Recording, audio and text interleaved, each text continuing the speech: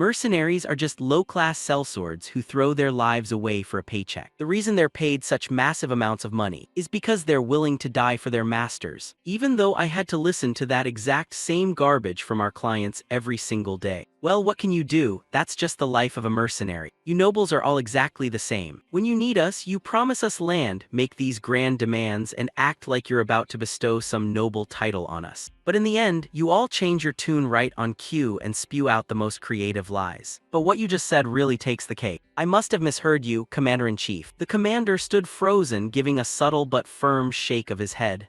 You didn't mishear anything, I just told you to go die. Jake flinched, then let out a dark laugh. Commander, have you forgotten who I am? The commander confirmed, his voice tight with tension. I haven't forgotten. You are the captain of the Wolf Fang mercenaries. Hearing this, Jake burst out laughing. Haha, I didn't know you had a sense of humor, Commander. Because if you didn't, there's no way you'd order a piece of trash mercenary like me to fight and die with the honor of a noble knight, right? He flinched and stepped back. I apologize if I caused a misunderstanding, perhaps I was too hasty. Jake's eyes flashed with anger as his smile vanished. A misunderstanding. He added, I only wanted to give you one last mission. As you know, our consecutive defeats have pretty much sealed our fate. And now, the rebels' blades are right at the throats of the Crawford family, the protectors of this land for generations. Realizing there's no way out just made me speak out of line. Jake smiled and said, Ah, so that's how it is. I completely understand, Commander. Given our current situation, then Jake thought to himself, looks like it's time to get the hell out of here. If the greatest talent in the Empire is backed into a corner like this, it says it all. Such a shame, he was actually a decent guy compared to most nobles. But a final mission in the middle of this mess? Does he want me to scout an escape route? I guess I can consider it one last chore before collecting my final payout. The commander took a heavy, painful breath. The mission is simple. Tomorrow the rebels will launch a full-scale assault. Stand by my side and hold them off for just a little while. Just long enough for my lord to make a safe escape. Or if even that is impossible, then just until I die. I will pay you fairly with this. Take it when you retreat. A gemstone of this size is enough to cover 3 years of operating costs for your mercenary corps. Without letting him say another word, Jake brushed the stone aside. The knight's expression shifted. What do you think you're doing? That's my line. Do you think I'm an idiot just because I smile a lot? Your basic order is for us to act as meat shield. Even if we join the fight, we'll only last a split second.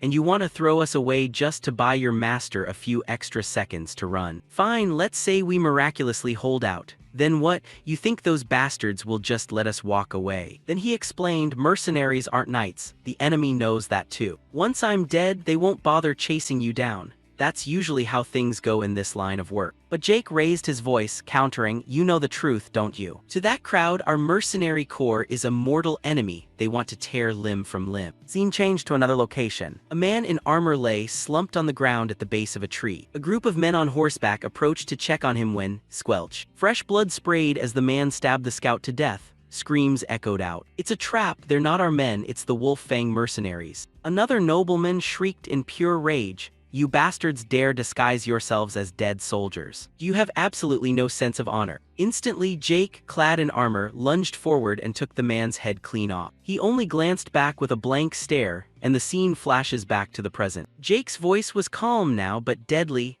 I've cut the throats of countless commanders, and you know damn well that's the sole reason we've survived this long. Right now, those bastards are itching to tear us apart before they even lay a finger on your lord. He stared at the commander with a chilling look. Don't tell me you've already factored that in. Are you planning to use us as bait to draw their attention? The commander tried to regain his composure and stood his ground. I only hope you will fulfill the mission. If not, I'll have no choice but to cut you down and take command of the mercenaries myself. Jake immediately leaped backward. Disappointment hung heavy in his voice. I actually thought you were a little different from the other nobles. Turns out you're the absolute worst piece of trash among them. The commander looked away and replied, I'm sorry, I truly am. Jake looked at him and added, don't apologize, this is actually perfect. Because taking the head of a bastard like you and presenting it to the crowd camping out there won't make me feel guilty at all. The commander stared back in utter disbelief. So you're going to hand my head over to the rebels and beg for your life? Jake's voice was ice cold as he replied, yeah. I'd love nothing more than to hand it over and get the hell out of here, but you've probably made preparations to keep us stuck here anyway. In that case, as their captain, I need to do everything in my power until the very last moment. Even those damn rebels will be satisfied with 2 commanders' heads and let the rest of my men go free. He asked back, completely bewildered. 2 heads. Don't tell me you intend to give up your own head just to save your subordinates. Jake said, I dragged them all here out of my own selfishness. I promised to show them that we could achieve our dreams even if we started from the absolute bottom of society. They trusted me enough to follow me this far, so I have to take responsibility. Because I'm the captain. The words left him stunned, standing entirely still. Then the commander let out a strained, empty laugh, his face twisting into a mix of irony and deep respect. Haha, yeah, of course. What a shame. That's what a true leader is supposed to be. Instead of Crawford, I wish you had been my superior. Jake drew his sword, lunging forward to strike with absolutely everything he had. The commander seemed resigned to his fate, standing perfectly still as he replied, Don't forgive me. Fresh blood spilled, staining the cold stone floor. Jake looked down at the nobleman as he prepared to face his own end, a quiet respect clear in his eyes. Jake thought, I saw this coming, but I didn't think the gap would be this massive. Damn talent? Well, whatever, this works too. I ordered them to run if I didn't make it back on time so I can die in peace. Besides, I've always been prepared to die like this. There's just one thing I'm curious about. If I had been given the same opportunities as this guy, I wonder how high I could have climbed. In the next moment, the scene abruptly shifted to a magnificent room. A face was distorted with fear and despair while the person on the bed lay completely motionless. Master, please wake up. The person on the bed suddenly stirred, snapped his eyes open and asked, Who are you? The person beside the bed raised his hand high and brought it down, sobbing, ignoring the question as he pleaded even louder, Please just wake up. A loud slap echoed through the room. Jake lay on the bed, blinking in utter confusion. What the hell, did I just get slapped in the face? Seriously, who the hell just? The crying figure, a male servant, sniffled, Please get it together, young Master Lucien. Still dazed, Jake responded with a simple, bewildered question. What? The air in the luxurious bedroom, warmed by the sunlight, suddenly felt incredibly suffocating as the protagonist sat up in a simple white tunic. He thought to himself, feeling like something was horribly wrong. He raised both hands, confusion and horror washing over his face as the realization hit him. First of all, where is my body? That scarred, battered body that looked like a shredded rag. Instead, I'm looking at hands so clean they practically smell like fresh grass. And who the hell is this kid? A kid named Han with vibrant orange-red hair was burying his face deep into the blanket, sobbing uncontrollably with tears and snot running down his face in pure misery. Just a second ago, he was dabbing sweat from my cheek and now he's crying his lungs out. He looked up at the protagonist and cried, What a relief, young master, I really thought you had passed away. My heart almost stopped beating. If that had happened, I, as your personal servant, would have obviously been executed. But setting that aside, wouldn't this be an absolute disaster for our family? He looked down at the kneeling servant, his eyebrows furrowing in slight suspicion as he pondered. And what nonsense has this guy been spouting this whole time? A personal servant to a young noble master. Not a single one of those words has anything to do with my life. Most importantly, I was definitely dead back then, so thoroughly dead that no one could have saved me. So how the hell is my head still attached to my neck? After a moment of internal silence while scanning the grand room, his mind cleared up enough to reach a definitive conclusion. Judging by the situation, there's only one logical answer. He pushed the blanket aside, a firm resolve taking over as the reality set in. Right now, I've taken over the body of a complete stranger. His bare feet stepped onto the cold floor as he strode toward a mirror. And this guy happens to have an insanely handsome face too. This guy is definitely a nobleman, isn't he? The offspring of a family that absolutely reeks of money. I need to dig up more information on this guy. His name must be. Then he called out loudly, Hey Han, I've got a question for you. Han placed a hand over his chest, answering anxiously, Yes, please ask away, young master. Looking back into the mirror, the protagonist asked directly, What year is it? Han, bewildered by the bizarre question, repeated, This year, sir. Han quickly rationalized it. Ah, you must still be dazed from the toxic fumes. It is currently the year 846 of the imperial calendar. The answer hit Lucien like a physical blow, leaving him stunned. His mind plunged into darkness, filled with blood and images of shattering clocks as he screamed internally, What? 15 years before I died, that means I've gone back to the past. He placed a hand on his forehead, letting out a frustrated sigh as he thought, I don't know how this happened, but if I get surprised by every little thing, this will never end. First, I need to focus on what needs to be done. His eyes narrowed with cold concentration as he accepted the reality and spoke aloud. All right, that works. Good. Now, next question. Han, my personal servant, do you want to die today? Han flinched in terror, trembling as he asked desperately, what do you mean all of a sudden, sir? His voice hardened. How dare a mere servant touch his master's body? If you don't want to die, answer me. Lucian glared at him with an intense gaze and commanded, who am I? Han trembled and immediately threw himself to the floor, begging, please forgive me, young master. I was so frantic earlier that I committed a grave insolence. Your noble name is Lucian Valdec, sir. You are the third son of the great Valdec family. The name gave Lucian a jolt, because just mentioning the family name Valdec conjured up images of a grand estate under a brilliant sky, a glorious banner flying proud. The Valdec family, I definitely know the Valdec family, pillar that has supported the empire throughout its long history. They are an ancient, prestigious house, holding the status of the emperor's closest confidants, wielding power that rivals the imperial family itself. This great family, I'm actually pretty familiar with their situation, because the Valdec estate happens to be the place where I worked as a guard for a few years, 15 years ago. But when I died and opened my eyes again, I thought I'd be back at my old job, only to discover I'm the third son of the Valdec family. How ridiculous. I faced every imaginable humiliation just because my status was too low. And only now do you hand me an opportunity like this. If I had been given the same opportunities as all of you, just how high could I have climbed? And now you expect me to step out there and prove it. Fine, if that's what you want, keep your eyes wide open and watch just how high I'll climb. He threw open the large French doors to meet the brilliant sunshine, spreading his arms wide to embrace the light. A look of pure confidence radiating from his face. And watch how I'll live. Stepping out of the magnificent mansion, he walked down a hallway glittering in a lavishly tailored outfit, nodding, as expected of Grand Duke Valdec. I've been everywhere during my life as a mercenary, but in terms of sheer grandeur, this place takes the prize. I need to get used to this as soon as possible. But as he walked, he noticed the servants watching him. The servants here have been acting. He caught the sound of their whispers. Is that really young Master Lucian? Come to think of it, how long has it been since he last came outside? A sense of unease crept over him. He concluded, the way they're looking at me isn't normal at all. Surrounded by staring figures, he leaned toward Han and whispered, Han, is this just my imagination? Han reassured him, it's only natural. After all, young master, you've been living as a recluse and haven't seen anyone but me. It's already been a year and 2 months. Lucian let out a bitter, cynical smirk, annoyed by the behavior of the body's previous owner.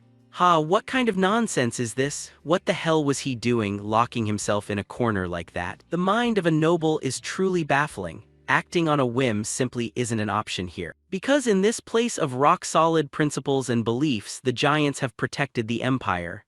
Grand Duke Sigmund resides here. No way that man would just stand by and watch his own son rot away in the corner of a room. Lucian considered 2 possibilities in that case. Either this Lucian fellow was a spoiled brat who had been genuinely abandoned by his family, or there was some special circumstance that made the Grand Duke turn a blind eye. Until I figure out what those looks mean, I have to avoid the Grand Duke as much as possible. His thoughts were abruptly cut off by the sound of footsteps. A dignified, elderly butler stood before them and announced, the reports saying you were safe and sound were indeed true. Young Master Lucian, seeing your face after a whole year makes this head butler incredibly happy. He is head butler Edwin. He politely inquired, is there any discomfort in your movements? Lucian realized the gravity of the meeting and thought to himself, I remember now, the Valdec family has that gentleman too. Head butler Edwin had entered the mansion as a hostage since he was a child. But he was recognized for his outstanding abilities and took charge of managing all household affairs. He was known as the right-hand man of Grand Duke Sigmund. This isn't good. Of all the people to run into, this is the person I should avoid most. There's no way this man wouldn't notice the behavior of someone from the bottom of society. The only fact I can rely on is that the head butler hasn't seen Lucian for a year either. In that case, let's try to mimic him. the most noble-like person I know. With a bright calculated smile, he replied fluently, "Thank you for your concern, head butler Edwin." He continued to adjust his body language. "Thanks to you, I've recovered significantly. I'm out now to look into the family affairs I neglected while staying indoors. Meeting the head butler right away, luck is on my side. By the way, has anything happened within the family?" Edwin paused for a moment and then replied with a reassuring smile, "Yes, young master, the Valdek family is as fine as ever. It is a relief that you haven't changed, young master." Lucien let out a confident chuckle. Haha, as expected, with the head butler guarding this place, there's no way any trouble could occur. Internally, he felt relieved. The man didn't seem to be looking at him with suspicion. Good, let's keep it natural. Just as expected, I was worried for nothing. He turned to leave, saying, "Then I shall return with a light heart. Being out for a long time has made me quite tired." But Edwin's voice cut through, low and commanding. "Young master, forgive me, but please postpone your return for a moment." Lucien looked back in surprise. Edwin stared at him with a serious expression and revealed the real reason for the interruption. He wishes to see the young master right now, Grand Duke Sigmund. The scene shifts to the interior of the study. Lucien is standing in a large, magnificent room, facing the Grand Duke, who looks down at him with extreme sternness and asks in a deep voice, "I ask you, Lucien Valdek, why are you still alive?" He stammered, his eyes wide with shock and confusion. "What do you mean, father?" The Grand Duke, his father, remained unmoved, his face grim. "I intended to overlook it. The fact that you used your mother's death as an excuse to forget your duties and act like a spoiled child. But you finally crossed the line, not just by protesting through self-confinement for over a year, but also by disregarding your own life and attempting to harm yourself." The protagonist thought in confusion. Wait, so that means... So that's why he was crying and making such a fuss. He looked up at the Grand Duke. "Father, I believe there's been a slight misunderstanding." The Grand Duke cut him off, his voice ringing with finality. "One last time, confess the thoughts you're hiding in that petty head of yours. Wasn't this your goal from the start? Using your own small hands to stuff sleeping pills into your mouth just to cause a commotion? I'm asking for the reason." The protagonist's composure finally shattered as he realized the truth. "What, damn it. I finally remember why I didn't have any specific memories of Lucien. The Grand Duke's third son, Lucien Valdek, 15 years ago around this time. While I was working here as a guard, Lucien died. Grand Duke Sigmund Valdek had 4 sons under him, and they all had different mothers. During the 10 years the protagonist worked here, he ran into the young masters and their mothers many times. But he had zero memory of meeting Lucien or his mother. His mother died early from a serious illness. And Lucien, shortly after the protagonist started working, also died of unknown causes and followed her. Back then, I just assumed both mother and son were sickly and passed away. But it turns out there was another real reason. At that moment, he concluded that the death of Lucien's mother and his precarious position in the family must have been too much for a child to bear. What the original Lucien ultimately chose was to take a near-fatal dose of sleeping pills. He was trying to get even just a shred of the Grand Duke's attention. However, he failed to calculate that during his year of reclusion, his body had weakened significantly and couldn't withstand the effects of the drug. He simply died like that. "This is becoming a headache," the protagonist thought, observing the Grand Duke. "I thought he was being too harsh on a son he hadn't seen in a year. But now I feel this reaction is only natural, isn't it? As a father with a child, Grand Duke or not, he must be in excruciating pain deep down. However, right now is not the time for me to be empathizing with someone else's feelings. I'm standing on the edge of an abyss myself. That man definitely said it was the last time. This is a clear ultimatum. I can hear it, the sound of my golden future cracking, because it is so sacred." He reflected, knowing he was standing on a razor's edge. "If I utter even one word that displeases the Grand Duke, at best, I'll be shipped off to a remote monastery to be a priest and bid the secular world farewell forever. Or I'll be dragged to a harsh northern territory to endure the biting cold and wild beasts for the rest of my life, living a life cheaper than a beggar's rags. Don't make me laugh, this is a new life I barely obtained even after being beheaded. This priceless, precious future,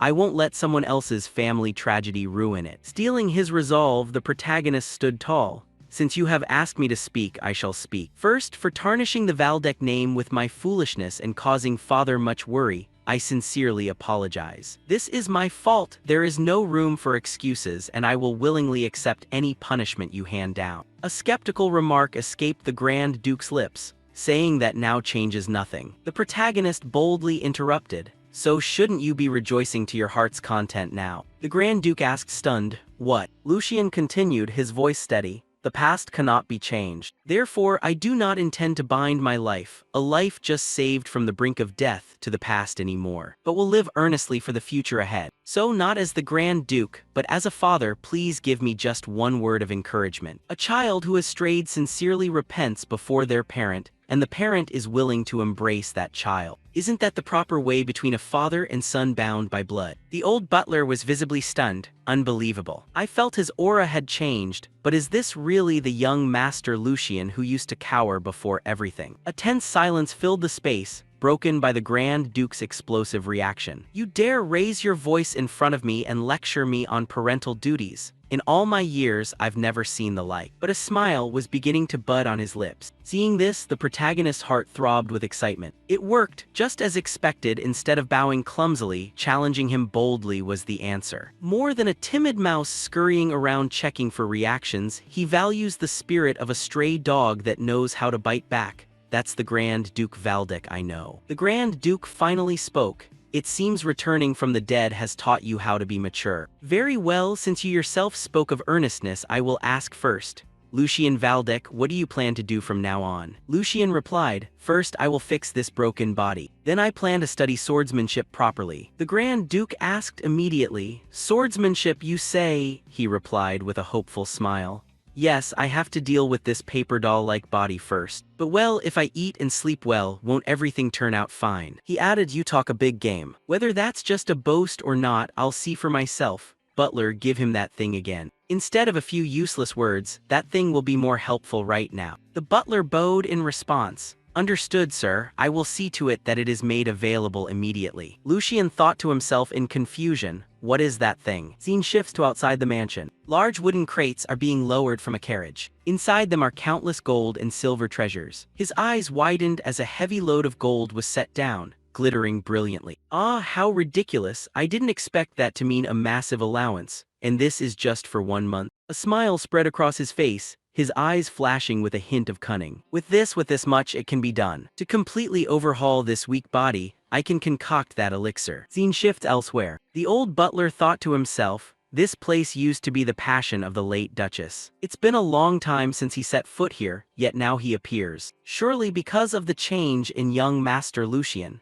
Even if the young master is temporarily treated coldly by the patriarch, he is still the bloodline of the Grand Duke and the woman he once loved most. There's no way the patriarch would have the heart to abandon the young master. The patriarch's footsteps rang out decisively on the stone floor as he spoke calmly. "I was once very disappointed. I couldn't understand what he was so afraid of, always darting his eyes around nervously. Just hearing a voice raised slightly would make him whimper like a stray dog. That boy, his behavior was far from hers. I once thought that, except for looking like his mother, the two of them had nothing in common." He looked down and then suddenly looked up, his gaze changing. "But today, for the first time, I realized I might have been wrong." "You saw it too, right? The moment that child looked me straight in the eye and presented his views."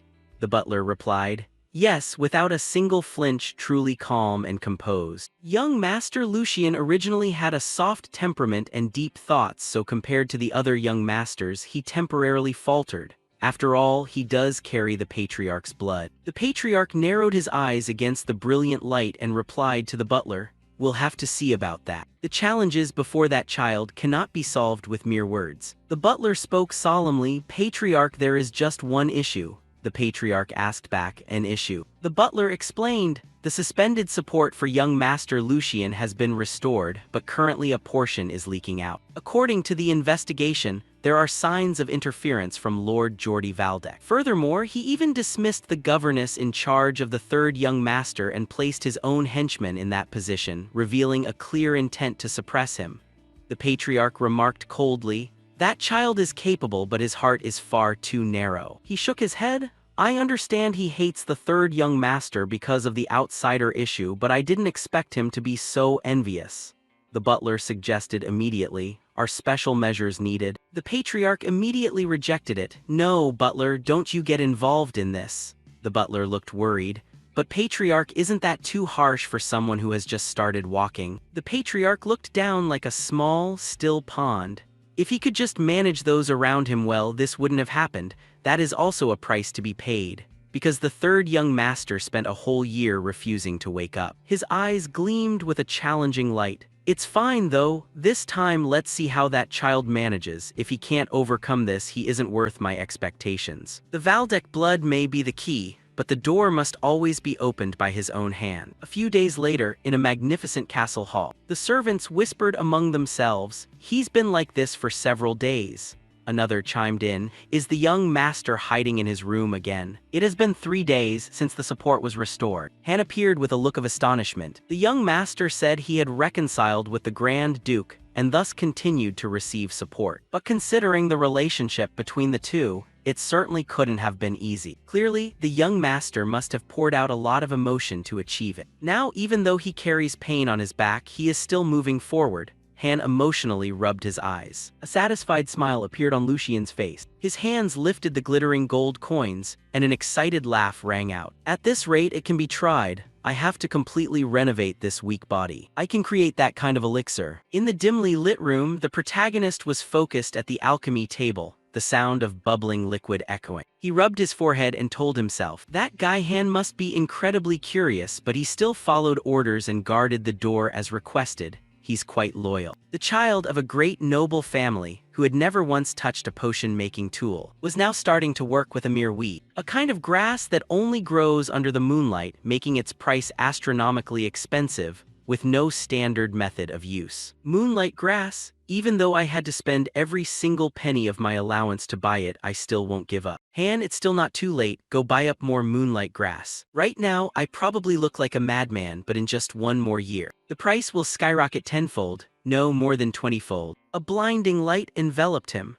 I'm going to be filthy rich beyond anyone's wildest imagination. An arrogant smile spread across Lucian's face. He coughed lightly and calmed himself down. Come to think of it, I have to admit those alchemists really had some nerve. Back then, the success of that project was still pretty vague. Yet they still dared to hoard moonlight grass from all over the empire. That was a gamble staked on the lives of the entire alchemist association. Well, thanks to that reckless gamble, they managed to create an unprecedented elixir that shook the whole empire. The thing known as the drink of the gods, nectar. Even though they were threatened with sacrilege for daring to mock the gods with a mere potion. Once the effects became known, everyone who came after rushed to praise them. Throughout 1,000 years, no one has ever denied this truth. A warrior's limit is decided from the moment of birth, and no one can overcome it. Talent is fate, and innate aptitude never changes. In the end, no matter how much one struggles, it is impossible to break past those B-1E9M sin limits. And the thing that completely shattered that concept was nectar. Just by drinking nectar, someone with absolutely no talent could become a competent swordsman. Even though the thing I made is a far cry from the original,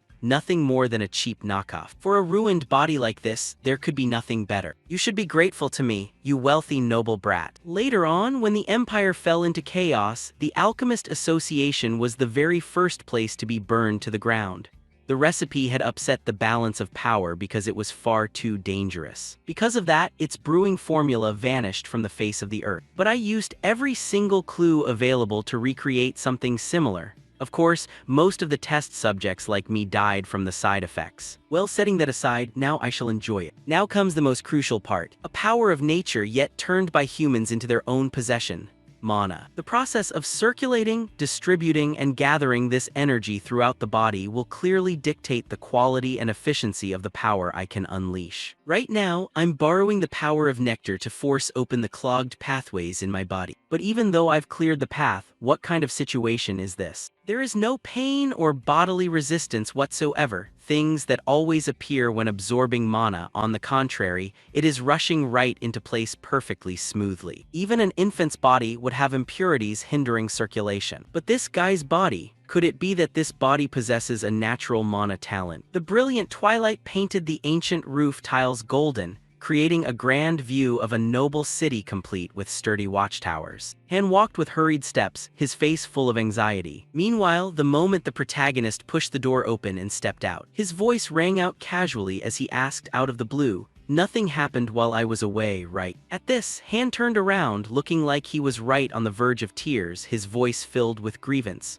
"Just how long have you been in there, sir? I kept calling out but got no reply, and you repeatedly warned me that I absolutely mustn't enter under any circumstances." Han burst out sobbing. "I was so worried that something terrible had happened to you, sir." The moment he finished speaking, the protagonist only let out a razor-sharp smile, his entire physical presence seeming to have subtly changed. Han flinched in utter surprise. Young Master Lucian. It's clearly the young master, so why does it feel like it's not him at all?" The protagonist mused in his mind. Since he's the closest person to Lucian, he must have noticed some kind of difference. Physical appearance takes time and proper nutrition, so I can't change much of it right away. But more importantly, my internal energy is transforming at an unbelievable speed. The protagonist smiled confidently, his gaze firm and resolute. He concluded, "Lucian's innate physical constitution has brought about this miracle. I can safely say that this body's potential belongs to the same league as those who have changed the world. If I play my cards right, I can surpass my old self from my mercenary days in just a single year." Lucian turned to Han, his eyes still shining bright.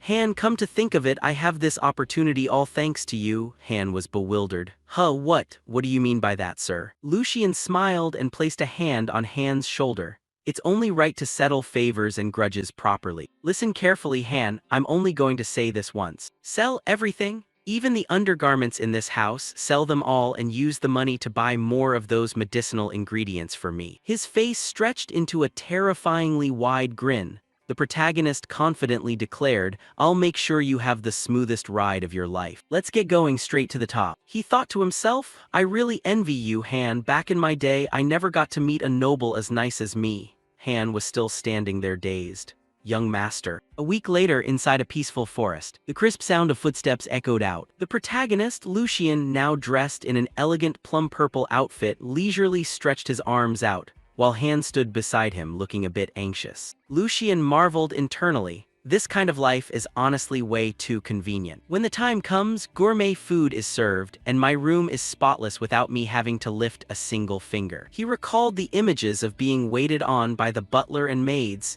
even having his bed prepared for him. Meanwhile, back in the day, starving was a regular occurrence. Thanks to this, I can focus entirely on maximizing my recovery, and finally resolve the worries that have plagued me for so long. The protagonist glanced at a piece of paper containing information about the existence of Jake, the man who was supposed to be a guard at Valdek around this time. After checking with the captain, they confirmed that no one matching that description had ever applied. As for my old shift, a complete stranger has taken over the spot. Lucian breathed a sigh of relief, reassuring himself, good thing too. Meeting wouldn't do any good anyway, it'd just cause unnecessary headaches. I don't have the nerve to face the ghost of my past. Lucian closed his eyes as a drop of sweat rolled down his cheek. I'd probably die of embarrassment. Seeing this, Han anxiously called out to Lucian. Young Master Lucian, do you really intend to go into that place? You used to say you wouldn't even set foot near the training grounds. The protagonist was surprised. I said that, Han confirmed with absolute certainty. Yes, those were your exact words, sir. Han whispered, his voice laced with fear. After you were punished by the second young master during practice, you swore you'd never return. Lucian thought to himself, looking at Han's reaction, I've pretty much figured out the situation. Martial arts is an essential skill for children of noble houses, so this must have been a golden opportunity for the second young master. Under the guise of sword practice, he instilled a violent terror in little Lucian, making him too terrified to ever approach the training grounds again. The protagonist smiled to reassure Han. Even though I understand the reason, you don't need to worry, that's all in the past now. All you need to do is trust me and follow my lead. As the protagonist and Han stepped inside, the ringing clatter of clashing metal echoed throughout the massive hall of the training grounds. A man in a dark tunic with a thick mustache looked taken aback. Seriously, that third young master actually came here on his own accord? The other person replied. Yes, without a doubt, sir. He's currently looking around the training grounds with his attendant. The mustachioed man stared over, his brow furrowing. He muttered, "Just what the hell is that brat planning by coming here?" There's no way he forgot about what happened that day. No, maybe this is a good thing after all. He quickly gave an order to the person standing next to him. "Go report this to that gentleman immediately. Before he arrives, I'll prepare a nice treat for our guest." Meanwhile, the protagonist, Lucian, stood in the middle of the training grounds, his face showing a mix of awe and satisfaction. He quietly marveled at the sheer scale of the place. Wow, even though I had high expectations, this place truly goes way beyond anything I imagined. Not only are there plenty of spare weapons to use to my heart's content without having to worry about breaking them, but there's also a massive space perfect for high-intensity training. And this is just a private facility. If I had been able to train in a place like this back in the day, a lot more of my comrades probably would have survived. Heavy footsteps rang out. The mustachioed man walked over, speaking in a sarcastic tone. My, looks like my eyes didn't deceive me after all. It really is the third young master. I was so caught off guard that I thought I was seeing things. I still clearly remember a year ago when you were being taught a lesson by Lord Geordie. You ran away without even looking back. That sight still feels like it was just yesterday. You looked exactly like a trembling little lamb before an old wolf. Or are you still so terrified of this place that you had to bring your servant along into a warrior's sacred space? It's been a long time, Hendrik. Good day to you. Hendrik flashed a sly grin, reminiscing about the past event. A year ago, the second young master and I helped correct your posture, remember, sir? What a delightful time that was. The protagonist, Lucian, let out a cold, meaningful smile. He thought to himself, his tone dripping with arrogance, "Look at this absolute nobody. Things are starting to get interesting." A knight is a figure usually born into a noble lineage. By tradition, they are required to master both martial arts and etiquette from a very young age. Their existence is only validated when they achieve merit on the battlefield or through missions, having their accomplishments recognized, and finally receiving the title of knight from the family head. However, in the end, it just means they're no different from hunting dogs wearing expensive collars. They are forced to act courteous to their masters, who grant them wealth and fame as well as to those of his bloodline. Lucian's low status within the family was definitely part of the reason for that arrogance. But relying on the influence of the person backing him was the biggest factor. If it were up to me, I'd start by reshaping his mind with some brutal training methods. But the Grand Duke won't just sit idly by and watch that happen. After all, knights are the core military power and vital assets of the family. Punishing them without official procedures would only create unnecessary friction. It's still not time yet. He spoke next, his voice sounding surprisingly calm. It seems foolish to avoid the training grounds just because of things that are already in the past. I plan on dropping by frequently from now on, even if it's just to learn sword techniques. The protagonist looked at Hendrik. Just like you said, a whole year has passed, so shouldn't I keep myself busy catching up? Hendrik burst out laughing. Sword techniques? My third young master, you really know how to crack a joke. It's already way too late, yet now you suddenly want to learn sword techniques. Lucian looked up, his expression unreadable. Too late? Hendrik pressed forward, his voice completely patronizing. Since you don't seem to know, let me enlighten you. Once you pass the age of 15, it's pretty much game over. Sword techniques are secret arts and legacies left behind by our ancestors. Just imitating the movements brings enlightenment and develops the physical body. They are the essence of ancient wisdom. He paused for dramatic effect. However, that is only meaningful under the premise that your mana pathways have already been opened. Since those paths begin to close at the age of 16 to you, it won't be any different from basic exercise. A sword technique without enlightenment is just an empty shell, nothing more than a dance. Come to think of it, maybe that actually suits you perfectly. Young master, why not take this chance to become the #1 dancer in the Empire? That way, you'd save time while discovering your true talent, wouldn't you? Otherwise, you could always spend your time gardening. In the end, everyone has a role that suits them best, right? He stared at Lucian's silence, thinking to himself with immense satisfaction. He looked at him, completely choked up and unable to squeeze out a single word. From the very beginning, that whole bit about the mana pathways closing at the age of 16 is a blatant lie and total garbage that would be exposed with just a little research. but it doesn't matter. I can just pretend I didn't know later to smooth things over, and the goal has already been achieved. A fool crushed by his own lack of knowledge, unable to utter a single word of rebuttal. An insect mocked by a family vassal, yet too terrified to move, showing his pathetic nature exactly like he did a year ago. Suddenly, Lucian spoke up, his voice quiet but sharp as steel. Sir Hendrik, for some reason, the facts seem a bit different from what I know. Lucian corrected his words, his gaze steady and firm. The mana pathway's close around the age of 25, not 16, so my understanding is that there's absolutely no problem with learning even now. Hendrik stared at him in utter disbelief. Ah, are you quite certain about those words right now? Lucian turned toward another vassal. It seems you are mistaken, knight. Would my brother Geordie happen to share this view? The vassal confirmed the information.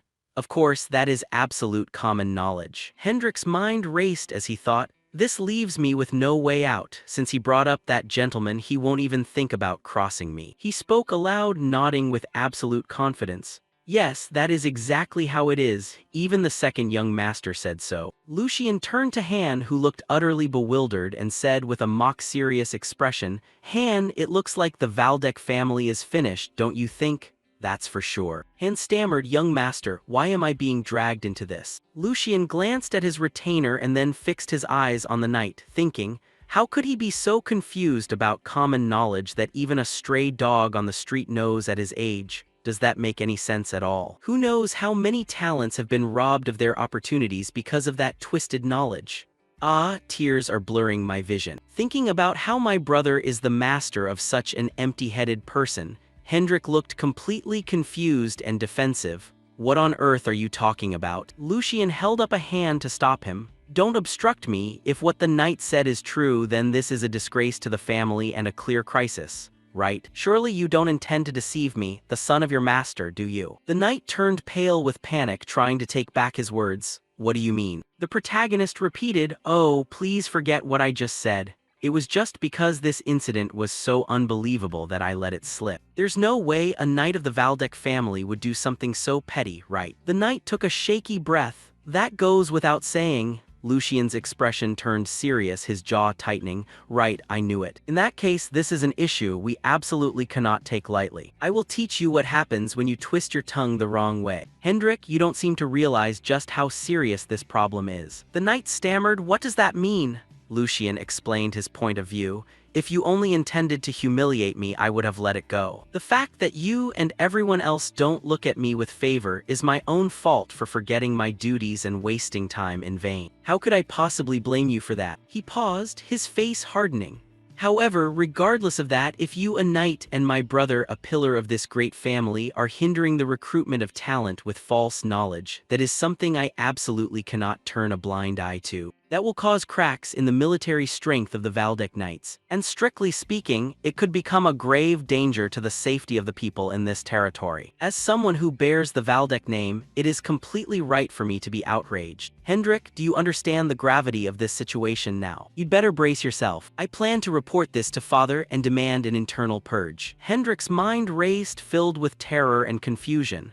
Wait, that guy used to tremble just hearing his name, so why is he making such a big deal out of this? No, has this brat always been like this? He used to be as weak as a little lamb. This is almost like. Just then heavy footsteps echoed nearby, and a new voice rang out with cold authority. What's going on to cause such a commotion? Hendrik called out in a mix of relief and desperation. Master Geordie, you've arrived just in time. The second son, Geordie Valdek, looked directly at Lucian with utter contempt. Is it you again, Lucian Valdek? The knight rushed over to explain himself. Second young master, let me explain. Actually, the thing is, without letting him finish, the older brother cut him off. His voice as cold as a CEO's. Enough, you don't need to explain. Because I witnessed your shameful behavior with my own eyes. Being manipulated by a child who hasn't lived even half as long as you. It is truly disappointing. Manage your expressions. Unless you want to put me in a more difficult position. Han hid behind him while the protagonist could only whisper in despair. Master Geordie, he seems very angry. The protagonist looked at him and assessed.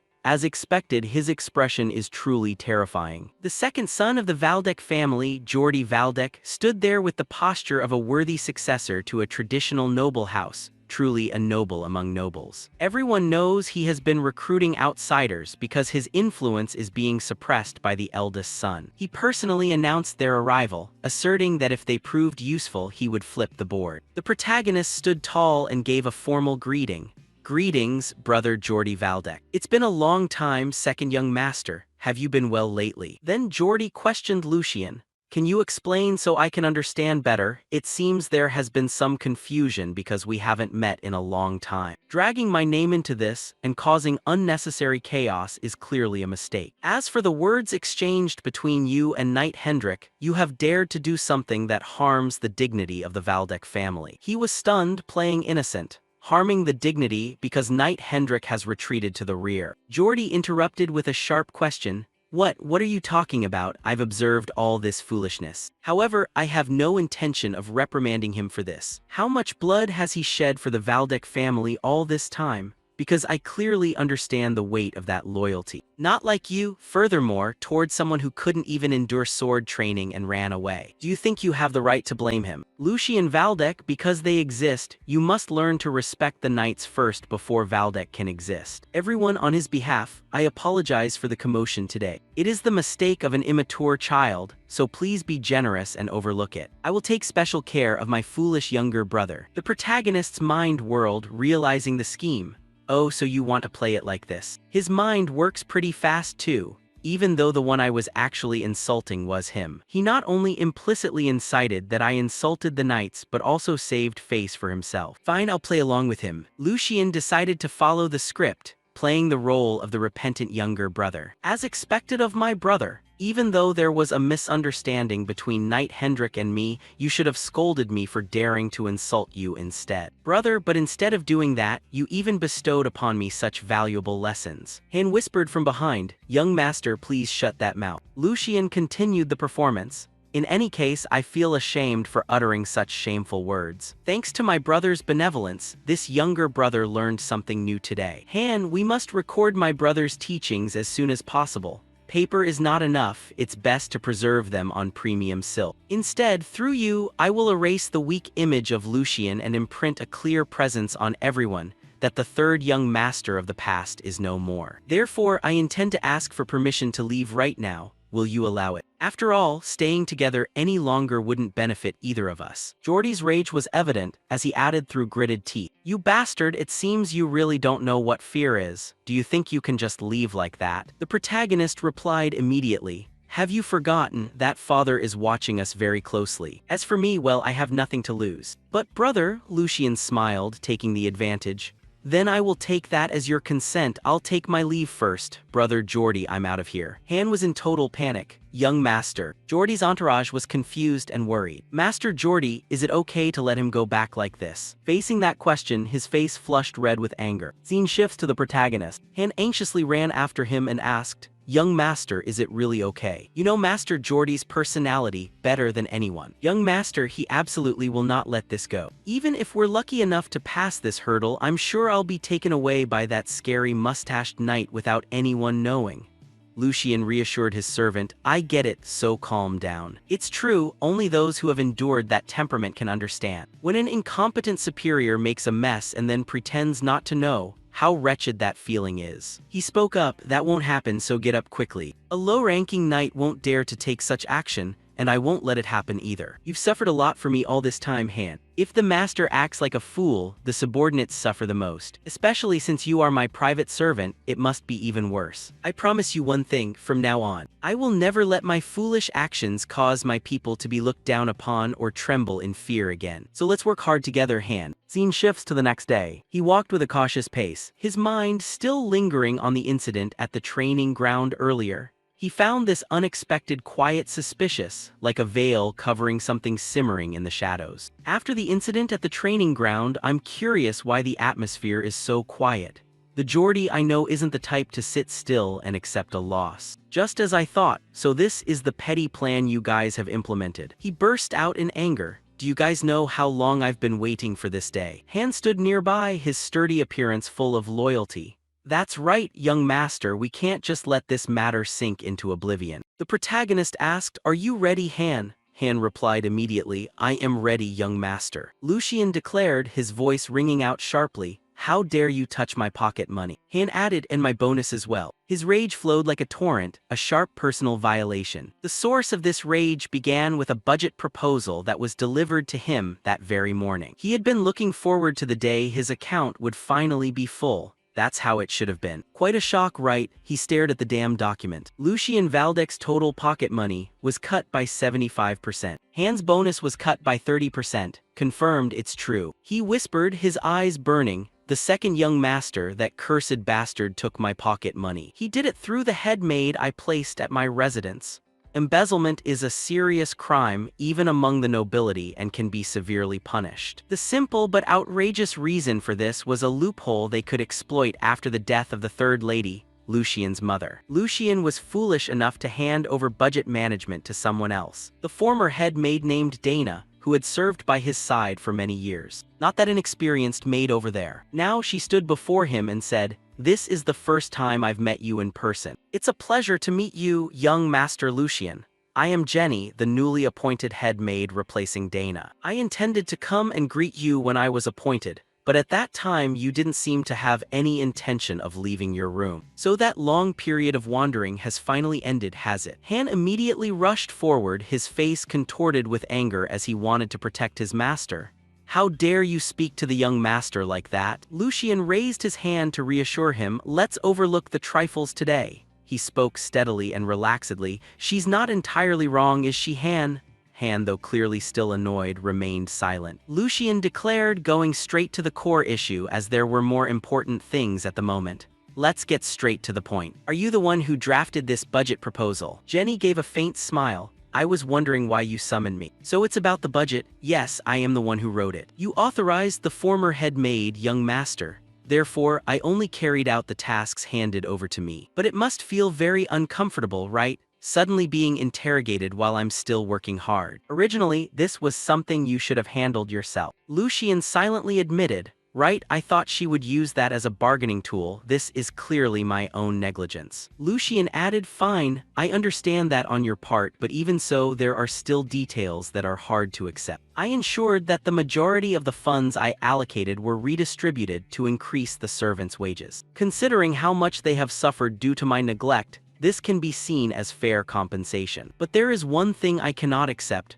Why was Han's salary cut instead of increased? Isn't that too harsh?" He pressed her. Jenny laughed softly, pretending to exclaim in surprise, "Oh dear, I didn't know such a thing had happened. Perhaps there was a mistake. Managing an entire household is exhausting because it requires attention to many things. Everyone here can testify to how heavy my workload has been. Isn't that right, everyone?" The other servants muttered their agreement anxiously. "Yes, that's right. Miss Jenny has been very busy lately. We will do our best to help Miss Jenny from now on." Hearing that, Lucian turned and ordered, "Let's go back, Han." Han asked in confusion, "What young master, is that it?" Lucian spoke a truth full of implication, his gaze distant. "This body may be mine, but my hands and feet only listen to others. Head maid, I have one last question, answer carefully. Do you know who your true master is?" Jenny paused and then threw out the final calculated betrayal. "Regarding that, I'll have to ask Master Geordie." Lucian walked away, a cold determination lingering in his soul.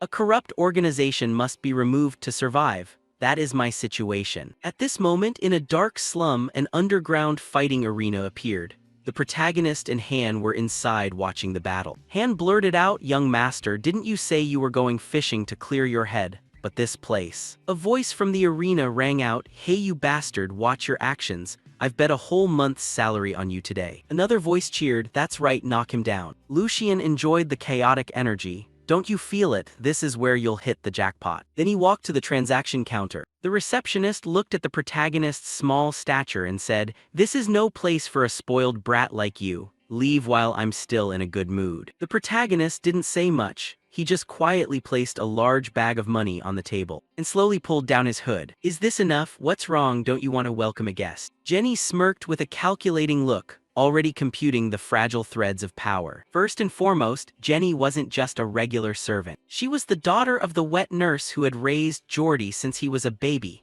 meaning that messing with her would only blow their entire operation. Lucian understood perfectly well that the hierarchy surrounding him was an absolute nonsensical, tangled mess, way worse than anything he had ever dared to imagine. Standing under the light of the luxurious drawing room, the protagonist realized that fixing such a chaotic situation required a very specific formula. A test that was probably orchestrated, or at least overlooked, by the Grand Duke himself. With a sharp, calculating focus, he sat back comfortably in his chair, his mind echoing with cold, ambitious resolve as he decided it was finally time to show them exactly what he was made of. A predatory smile stretched across his youthful face as he relished his consecutive victories. All around him, the crowd whispered in absolute awe at the protagonist's skills, noticing how effortlessly he had taken down a seasoned, veteran gambler. Lucian toyed with a blue chip, flicking it casually into the air as he challenged his trembling opponent to keep going. "You want to stop here? Things are just starting to get interesting. Let's play a few more rounds." Beside him, Han looked like his heart was about to drop out of his chest, clutching his head in pure panic and begging him to leave while they were still ahead. The protagonist simply leaned back, pooling his hands behind his head as he sat among towering stacks of winning chips, demanding a real opponent to step up.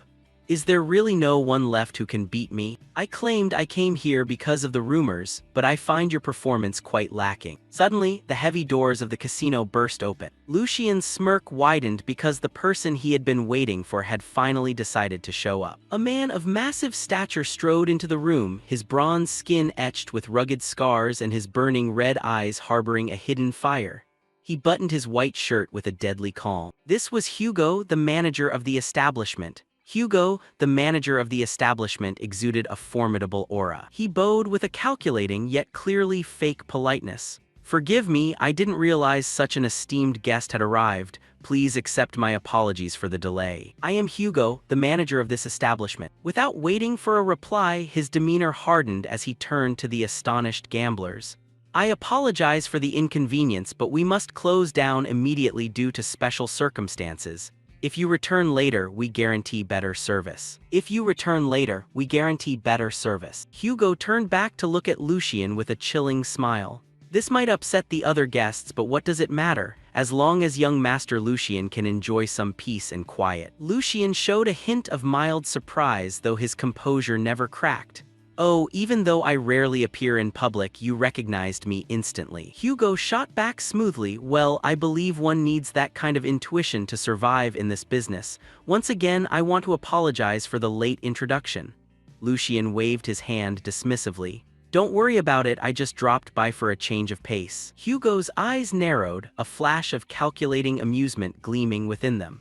"But that last round was truly extraordinary. Young master, if I may be so bold, could I be your opponent? It's been a long time since I've seen a guest win so many consecutive games." Then he delivered his true challenge. "Of course, I am no match for the young master. However, running this place has taught me a few tricks over the years. Would that be enough to help pass the time for you, sir?" "You're taking me on personally?" Lucian asked, completely intrigued. Beside him, Han was trembling, leaning in to whisper a desperate plea. "Young master, shouldn't we head back now? We've already won plenty of money." "I have a bad feeling about this guy. I used to see terrifying people back in the palace, so I know eyes like his are incredibly rare." Lucian's expression acknowledged his servant's sharp instincts as he thought to himself. "Han, it looks like your years of service weren't wasted after all." "I think you're absolutely right." The protagonist's thoughts drifted, recalling the chilling stories about the man standing before him. Hugo the Black Shark, a name that could shake the underworld. His path started from a dark alleyway in the city.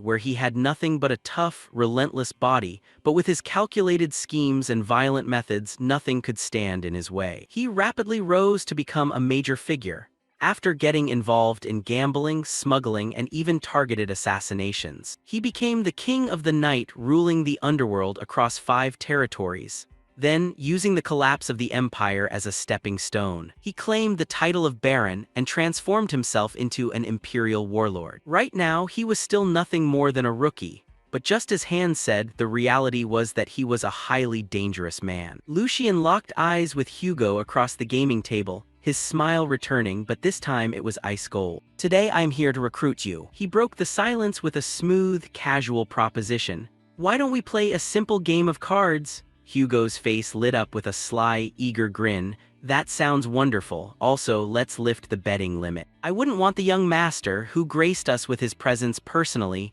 to get bored too quickly. The protagonist countered immediately. Well, that's the spirit, it's an honor. Hugo flattered him, finally someone I can actually talk to. But in his mind, his true thoughts were pure poison. Just a typical spoiled brat acting tough using his family name. He doesn't even realize those words will become the noose that strangles him later. He silently discarded his original plan. The designated dealer wasn't part of the scheme. But an inexperienced brat like him will only sink deeper once he gets a taste of defeat. I'm going to bleed you dry, you ungrateful little brat. Lucian caught the fleeting darkness in Hugo's eyes and decided to strike. He feigned casual interest.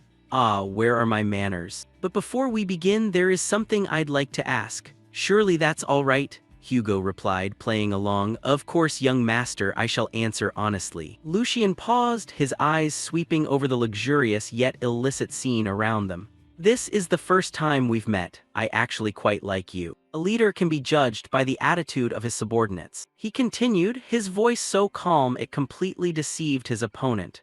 Even though this isn't exactly a legal operation, managing a massive place like this must be quite lucrative. If you had crossed the line, our side definitely would have caught wind of it and shut this place down a long time ago. Hugo insisted on maintaining his humble and cautious front. Since I know my place, I am naturally careful not to displease my superiors. Lucian let out a short laugh. Haha, don't be so rigid. I might be a Valdec, but we aren't the demanding type. Therefore, I want an honest answer from you. When do you plan to start mass production? Hugo's cooperative mask shattered, genuine confusion and surprise washing over his face. What kind of production are you talking about, sir? The protagonist's smile was a final verdict, devoid of any warmth. Oh, you know exactly what I mean, the thing you're cooking up over in Vesta. That illegal hallucinogenic drug. In the suffocating, stifling atmosphere, every single word Lucian uttered seemed to freeze everything in place. I am talking about illegal hallucinogenic drugs. Even Han, standing right there, flinched in sheer panic, every muscle on his face freezing solid. Hugo, sitting across from him, looked as though he had been caught dead to rights, completely paralyzed with fear. Very quickly, Hugo reacted, pretending to be flustered as he fumbled through his words. Young master, what on earth are you talking about? Hallucinogenic drugs, what even is that? Lucian played with a few chips, causing them to lift and drop, clattering against each other repeatedly as he calmly replied, Hey, you heard me perfectly clear, so why are you asking again? The third young master leisurely rested his chin on his hand, flashing a spine-chilling smile as every word carried a crushing weight.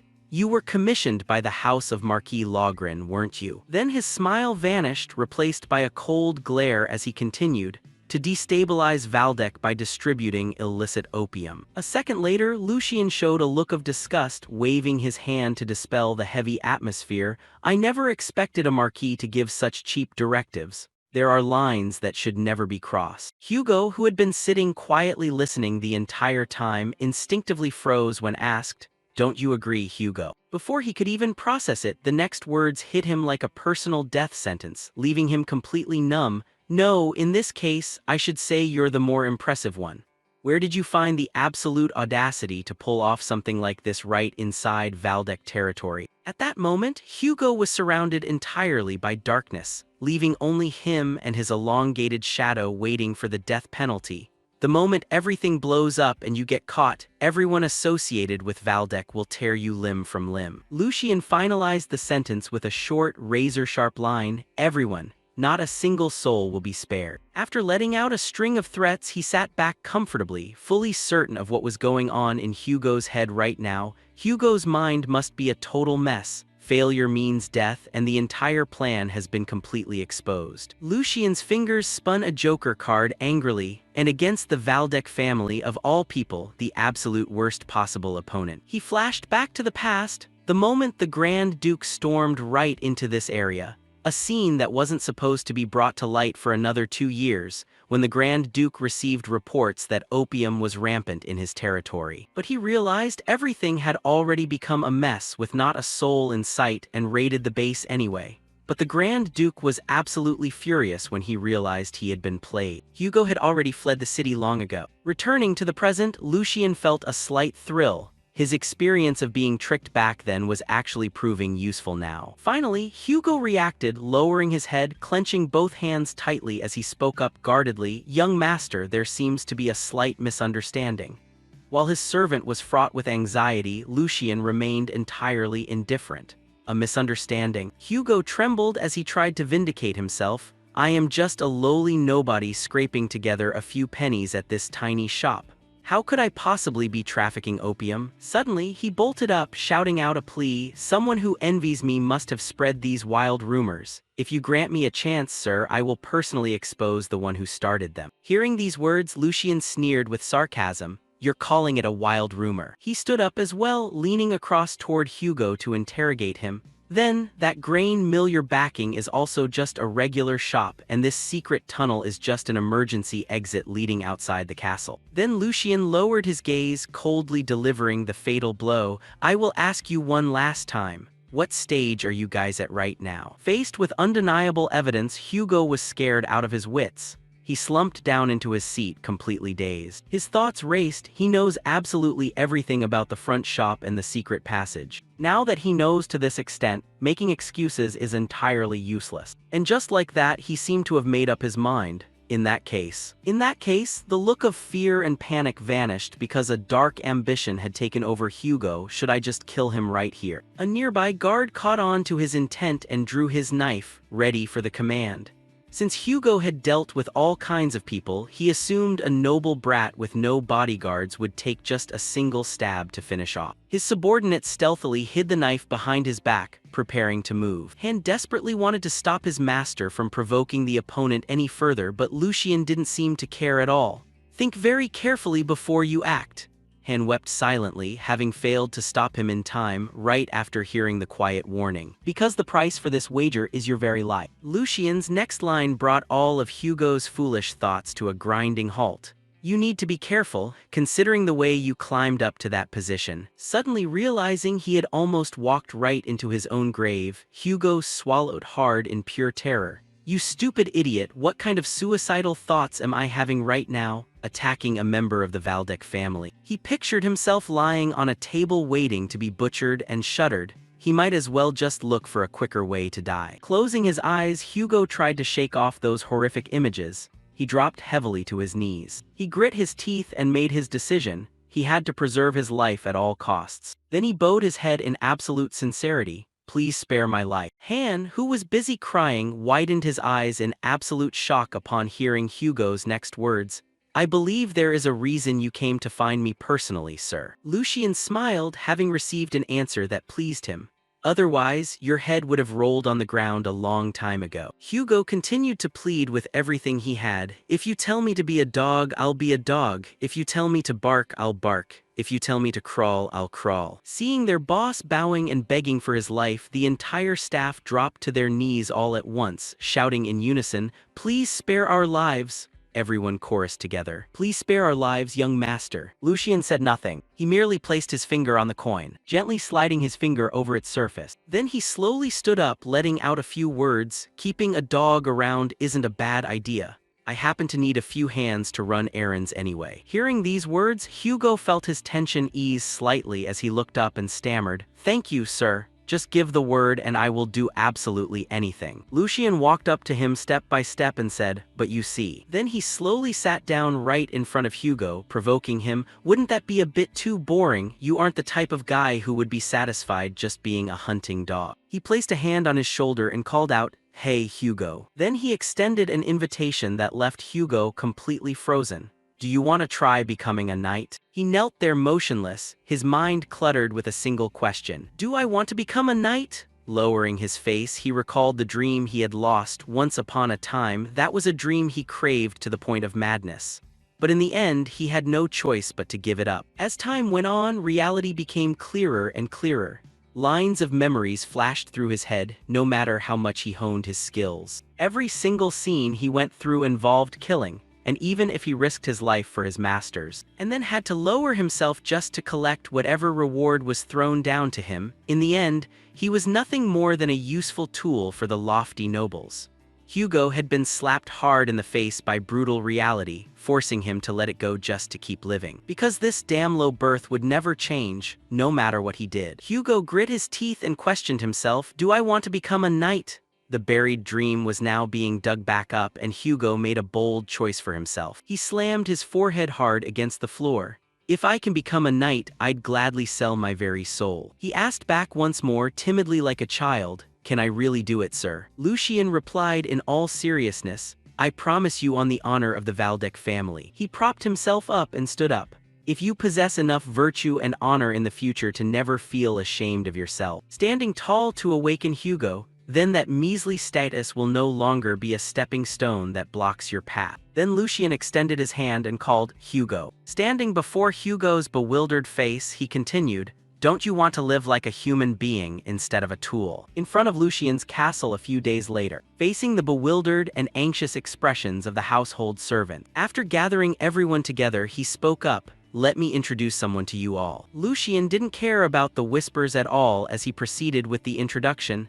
This is a highly capable new talent recently recruited from the outside. He crossed his legs on the table, leaning back into his chair as he ordered, go ahead, introduce yourself. Hugo kept both hands behind his back, starting his introduction in a majestic manner. I am Hugo. From today onward, I will begin assisting the young master. His face looked rugged and aggressive. I look forward to learning from my seniors. Outside, the bright sunshine streamed through the window and into the room. Lucien propped his feet up on the table, casting a sweeping glance over everyone. Following that, he gave a single clap of his hands. All right, now that the introductions are over. Then he nonchalantly gave an order, call the head maid over here. A servant inquired in confusion, the head maid, why so suddenly? But before he could finish his sentence, Lucien calmly cut him off. I've brought back a new servant, shouldn't I introduce him to her? Thinking of Jenny, he gave a mocking, sarcastic sneer. We can't just cause a ruckus like before, right? So I have no choice but to report this matter to that busy head maid. Having finished his explanation, he quietly observed each person's expression. I knew it, that reaction again. Lucien pondered calmly, the internal affairs of this place can no longer be straightened out through ordinary means. Opposite him, the servants were in an anxious stir. Everyone, don't act rashly, calm down. Exactly, do you want to get in trouble? Meanwhile, over here, thinking about the servants' gazes, Lucien coldly reached a decision. In their eyes, Lucien was nothing more than a rotten rope. If that was the case, he would have to teach them a lesson they'd never forget. Afterwards, he boredly examined the items on the table, waiting for the crowd to voice their opinions. Finally, after a moment of discussion, a brown-haired man stepped forward and spoke up with an air of sheer arrogance. Young master, please consider our situation as well. Don't you know that the head maid is extremely devoted to Lord Geordie? What fault could we possibly have? They feigned a pitiful state and confessed, we just want to live in peace as we did before. Hearing these words, Han bit his lip in annoyance. Finally, unable to hold back any longer, he shouted, everyone wake up, have you all forgotten your duties? Han's eyes welled up with tears as he pointed out in a firm tone, the master of this place is young Master Lucien. He pursed his lips to suppress his emotions, his voice a faint whisper, not second young Master Geordie. Seeing this scene, Hugo suddenly smiled and said, Senior Han, leave this to me. He sincerely advised, your precious words are wasted on people like this. Following that, he bowed and respectfully stated, young master, I understand what needs to be done. Hearing this, Lucien praised him with interest. Oh, quick-witted, aren't you? Hugo spoke coldly. For those who don't know how to distinguish between superiors and subordinates, the way to engrave loyalty is quite simple. At this point, his voice softened as he asked for instructions. However, this method will be a bit violent, so I'd like to ask for your permission. After listening, Lucien was extremely satisfied and thought to himself, as expected, his mind is very flexible. This is exactly why I recruited Hugo, and fortune is smiling on me. Hugo is still in the early stages of poison making. If he were to progress further, even I wouldn't be able to control him. He immediately patted Hugo on the shoulder and said, of course I permit it, that is exactly what I want. He smiled with ill intent and reassured him, don't worry, just make sure they see the light. Hugo replied without a second of hesitation, "As you command." After receiving permission, Hugo slowly approached the brown-haired man. Watching his figure draw closer and closer, the man thought in a panic. What is he planning? Hugo's towering frame and cold eyes intensified the pressure. Up close he looked terrifying, he looked almost like a criminal, didn't he? The brown-haired man quietly encouraged himself. Don't be afraid, he's probably just some street thug. Having convinced himself, he issued an arrogant threat. Listen, I advise you, as someone who understands the situation here, you'd better watch your mouth. Facing Hugo's expressionless face, he summoned his courage and declared, do you have any idea how ruthless Lord Geordie is? The times have changed long ago. The brown-haired man mocked with contempt. You're not such a fool that you'd bet your life for a few measly coins, are you? Instantly, Hugo clenched his fist so tightly that the veins bulged. Then he spoke in a low, grim voice. What a dull set of last words. The brown-haired man froze in shock. What? Then he tried to continue, are you planning? But a split second later, Hugo punched him hard in the face. He showed no mercy, using violence to silence the servant. Instantly, everyone gasped in terror. The brown-haired guy was sent flying back. Beside them, Han also stared with wide eyes in shock. After the punch, the servant collapsed to the ground, unable to get up. A clear handprint was visible on his cheek, and his eyes were glazed over. A second later, fresh blood trickled from the corner of his mouth. Immediately, the servants cried out in fear, what are you doing? This is assault. Even if you were brought here by the young master, do you think you have the right to do this? Hearing this, Hugo cracked his neck to loosen up before answering, my authority is more than enough for that. He then flashed a savage smile and stated, because I have experience in disciplining crazy bastards. A moment later, a fresh cup of tea was set on Lucien's table. In the quiet room, a strange sound suddenly drifted in from outside. The noise grew louder. Two servants were seen escorting Jenny, who was struggling desperately. Let me go, I said, let me go. She looked at both of them in anger, her voice tinged with panic as she threatened, do you think you'll be left in peace after this? Hearing this, the brown-haired man barked back irritably, shut up and follow me. Do you still not understand the situation? Seeing this, Jenny grew even more outraged and criticized him. How dare you shout in my face? She cursed at him with hatred. You will surely pay for your actions today. But before she could finish, she went silent. It was because Jenny saw all the servants kneeling before Lucien. Everyone was trembling with fear. At the door, the brown-haired man reported anxiously, young Master Lucien, by your command, we have brought head maid Jenny. In the room, fierce young men stood silently guarding the servants. By the window, Lucien stood gazing at the scenery. Hearing the noise, he slowly turned around. Then he gave a friendly wave and greeted them. Oh, you're here. Looking at the detained Jenny, Lucien expressed feigned concern. I only told them to call you here. He added with a reluctant air, but it seems everyone was a bit over-enthusiastic. Immediately, Jenny lost her cool and screamed, what is the meaning of this? Do you think you'll be safe after this? She yanked her arm away from the two servants' grip and threatened angrily, if you think I'm afraid, you're dead wrong.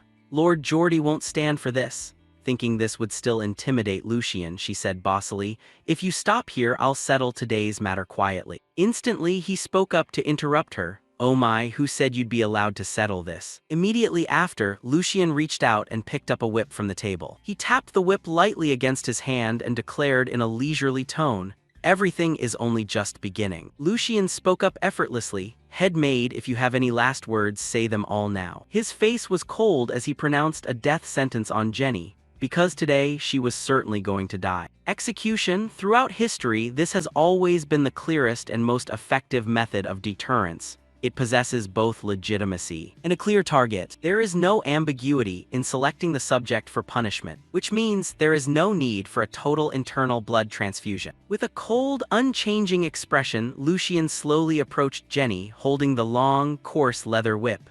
The two stood in silence, looking at each other, creating a suffocating atmosphere of tension as if a small sound would be enough to ignite the smoldering rage. She scowled, her contempt clearly visible. He stood there with a majestic and authoritative air, lifting his chin slightly to look at her with disdain. This much is enough.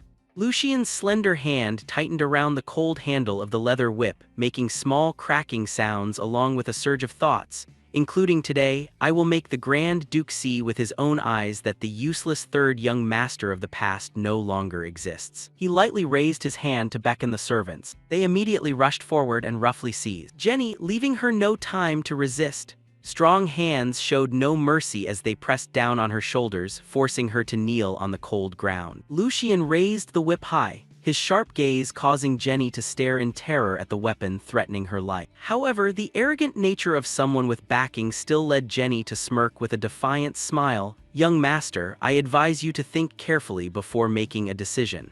Did you say you wanted to kill me just now?" She began to speak in a threatening tone despite being in a completely vulnerable position. "If you injure me, even if it's just a small scratch, do you think Lord Geordie will let this go?" Jenny continued to ramble in a shaky voice while still trying to appear important. "Above all, my mother is the one who raised Lord Geordie from infancy, and I, as the daughter of his wet nurse, am no different from a sister to him." He calmly tapped the whip against his palm and said, "Is that all you have to say? This might be your last chance. Do you really want to keep repeating those words?" Lucian looked down with an eye full of disdain, as if looking at a lowly creature struggling in vain. "If before you die you can only scream my brother's name, isn't that a bit unsightly?" Lucian's sharp words made her jump in fear as she realized the determination in his eyes. "If you have any other backup plans, why don't you try bringing them out?" She stammered, trying to say something more to save the situation. "I just want to say that Lord Geordie." Lucian suddenly leaned down close to her face and flashed a cold smile that gave everyone chills.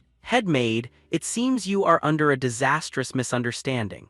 I have more than enough reasons to kill you, from treason and insubordination to neglect of duty, incitement, and embezzlement." His gaze made her tremble so much that her limbs began to curl up. "And furthermore, don't think that just because you grew up on the milk of the same nurse that you can forget your place.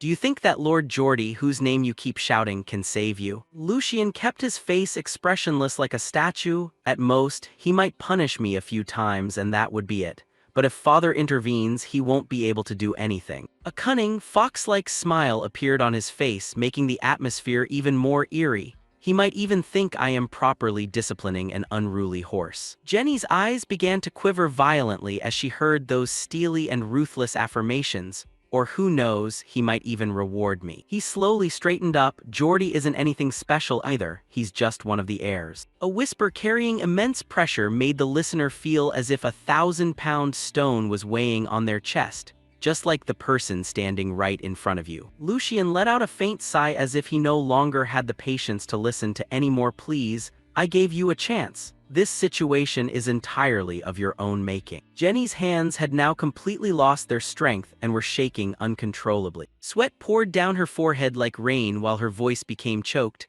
"I was wrong, young master. Please spare my life." He stood there in silence, not responding to the pleas. Lucian's arm suddenly swung the leather whip through the air, creating a deadly arc. "Blame your own fate." Outside the large window, the sky was still clear blue with white clouds drifting lazily over the vast palace, which possessed the beauty of a tranquil garden. However, in contrast to that peace, the interior of the palace was a scene of chaos as a group of people raced through the long corridors. Geordie frowned with an expression of worry while doing his best to run fast. "This can't be happening, things shouldn't have reached this point." In his heart, doubts began to surface about his brother's sudden change. Just a few days ago, he was trampled by Gino to the point of fleeing. Intense confusion seized his mind, making his steps even more hurried. And yet now he suddenly declares he wants to kill someone. What on earth is going on? Geordie continued to sink deep into anxious calculations while his breath grew heavy, and that's not the only suspicious thing. Geordie told himself that he had prepared in advance. "Since I anticipated something like this might happen, I sent people to watch over Lucian's mansion." He affirmed with blind faith. There's no way the servants wouldn't stop Lucian. Geordie's pace abruptly slowed and then stopped completely in front of the exquisitely carved wooden door. "Even though I was prepared to deal with it, things have gone too far." He panted while trying to piece together the scattered fragments of information in his head. "This means he has completely taken over all the servants." The servant following close behind kept speaking up to reassure his master. "Young master, there must be some mistake in this report. You need to calm down. Yes, with that person's personality, he wouldn't dare harm anyone." That guy continued to use flattery to soothe Geordie's anger because to him, Lord Geordie was the most fearsome person. Geordie thought so too, right? This situation is indeed very strange. However, before he could finish his sentence, a piercing, painful scream suddenly rang out, making him freeze in his tracks. The large door was suddenly flung wide open, revealing a horrific scene inside the room.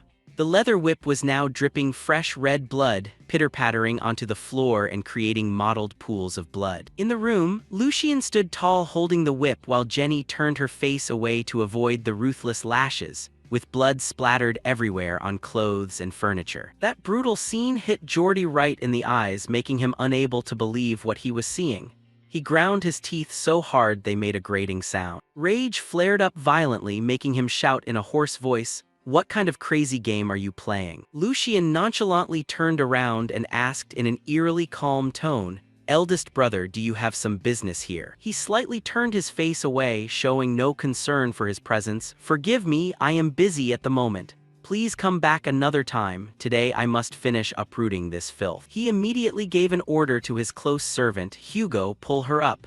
Hugo nodded, "As you command, young master." Seeing this, Geordie also quickly ordered his two muscular servants to save the situation. "Oliver, Gert, go over there and bring Jenny back." Immediately, the two of them nodded and shouted, "Yes." They quickly rushed toward Lucien with the intent of using force to overwhelm him. He only spoke softly with deep meaning, "Hugo." Lucien coldly instructed his subordinate with a gaze full of terrifying killing intent, "If anyone dares to come within 3 steps of us." A sharp blade was immediately drawn and held against Jenny's throat, making her freeze, then slit this headmaid's throat. He turned his head back to look at his opponent with a fierce face and loudly declared, "I will take full responsibility for all related consequences." Hearing this, Geordie's two servants froze, not daring to take another step. Hugo, with a dark face full of cold killing intent, pressed the blade against the trembling woman's neck. "Don't expect anyone to leave here alive. Please rest assured, master." A small, bloody nick had already begun to appear on the delicate skin of her neck. Jenny could only tremble and cry in despair, calling out the name of her only savior, Lord Geordie. Seeing this, Geordie grew even more frantic and shouted, "Put that knife down immediately, if you dare to disobey my orders right now." He flailed his arms in total panic and rage. "Not only you, but your entire family will be beheaded by me and hung on the city walls as a public display." However, Hugo paid no mind to the threat and kept a firm grip on the knife. "I cannot obey." Geordie stared in shock. "What?" The tall man declared grandly, "I only serve young Master Lucien." Hugo once again affirmed his position and principles. "I have no reason to listen to orders from someone who is not my master." His eyes turned red like a wild beast protecting its territory, striking fear into anyone who looked. "Regardless of what happens later, as long as it is my master's order, I am duty-bound to carry it out." Geordie was so terrified by that murderous gaze that his whole body shook, and he instinctively took a step back. He still stubbornly tried to use words to stop his brother's actions. "Lucien, what crime has Jenny committed to deserve such a severe punishment?" He nonchalantly listed each of the woman's crimes in a steady voice: insulting a superior, defying orders, and embezzling public funds. "I am merely delivering a fitting punishment." His golden eyes suddenly flashed with cold light like sharp blades stabbing directly into the person opposite him. "Separating public and private matters, brother, you should be the one who understands this best." Geordie was so terrified by that sharp gaze that he was speechless. The current succession structure of the Valdec family is divided between the eldest son, Kiston Valdec, and the second son, Geordie Valdec. Power is distinctly split between their two factions. To be precise, for Geordie, consolidating his faction's strength before the day of decision is the absolute most critical thing right now. But not long ago, he was completely humiliated in public by Lucien. As a result, he had to dismiss his trusted knight, Hendrik, losing a vital piece of his military force. With everything falling apart like this, if he fails to save Jenny this time, someone who is incredibly important to him, it will send a direct signal to his subordinates, and it will undoubtedly mark the beginning of fractures and deep-seated suspicion. In short, this is an absolute dead end. The suffocating tension dragged on for a moment, until Geordie finally had no choice but to admit defeat. "You win, let her go." Those words left his two attendants completely dumbfounded. Hans' jaw dropped as well, utterly stunned by this massive table-turning moment. Hugo still held his blade pressed tightly against Jenny's neck. Lucian stood his ground in silence, not yet offering a reply. In reality, his mind was entirely filled with pure sarcasm. How absolutely ridiculous. Do you really think a single sentence can just end everything so easily, brother? After you completely trampled all over someone else's precious life? Or do you think your tongue is plated in gold, so everyone is just supposed to believe whatever you say? These nobles are seriously such a massive pain in the ass. Lucian casually waved his hand, replying with feigned innocence, "Big brother, what on earth are you talking about? When what exactly?" Every single word felt like a deliberate insult and a stabbing blade, causing Geordie to tremble with boiling rage. "I am merely fulfilling my duty as the third young master. Furthermore, this is a transgression from which no one can escape punishment." Lucian calmly laid out the hard truth. "If we just let this slide like it's nothing, how do you think other people are going to view this matter?" He turned his body as if he wanted to drop the subject. "But since the big brother I deeply respect has spoken so earnestly, I would also like to bring everything to an end right here." But just a split second later, the corner of Lucian's mouth curled into a chilling smile. He locked eyes with his brother and stated, "It completely lacks proper justification." Geordie was already furious, but this was like throwing pure gasoline onto a raging fire. He grit his teeth, forcing out every single syllable. "Stop beating around the bush. I want a definitive answer. What the hell do you want?" Lucian didn't pay the slightest bit of attention to his rage, calmly explaining, "According to ancient laws, anyone who dares touch someone else's property generally faces the exact same punishment." Jenny's gaze trembled in pure terror with every word he spoke. "That is to pay compensation worth many times the value of what was taken." By now, Jenny also understood the true objective behind this punishment. Lucian flashed a brilliant grin, looking exactly like a predator admiring his prey. "In Big Brother's case, if it's you, you must already know the exact figure, right?" Outside the mansion, the sunshine was crisp and brilliant. Sigmund stood by the window, taking in the scenery, his face reflecting absolute stoicism and cold resolve. Flashing back a bit in time, Edwin was busy reporting an incident to him. "Therefore, that is how the matter was concluded, sir." Sigmund calmly read through the details inside the report. He lifted his eyes, asking in an ice-cold voice, "Chief Butler, is this report completely accurate?" Edwin confirmed with absolute certainty, "I investigated it directly myself, my lord. Young Master Geordie has paid young Master Lucian under the guise of compensation, and the total amount is 10 times the original figure." He continued his report, "As for young Master Lucian, he brought in an outsider named Hugo to swiftly purge the spy network within the logging region." Sigmund listened to everything calmly.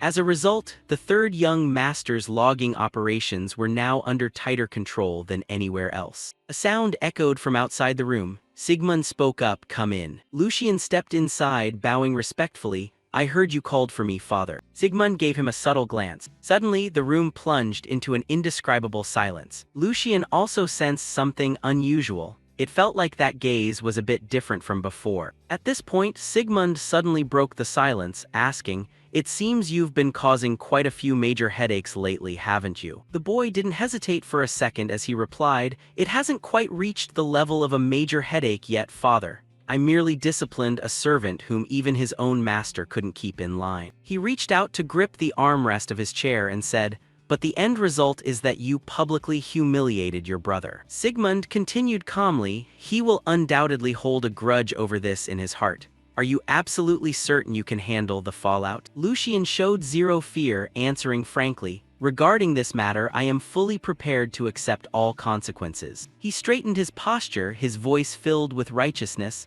"I was merely restoring order and proper hierarchy." Then he let out an arrogant smile. "If we flee from what needs to be done just because we're afraid of the consequences, then does the Valdec name even mean anything anymore?" Sigmund remained silent as Lucian continued to speak.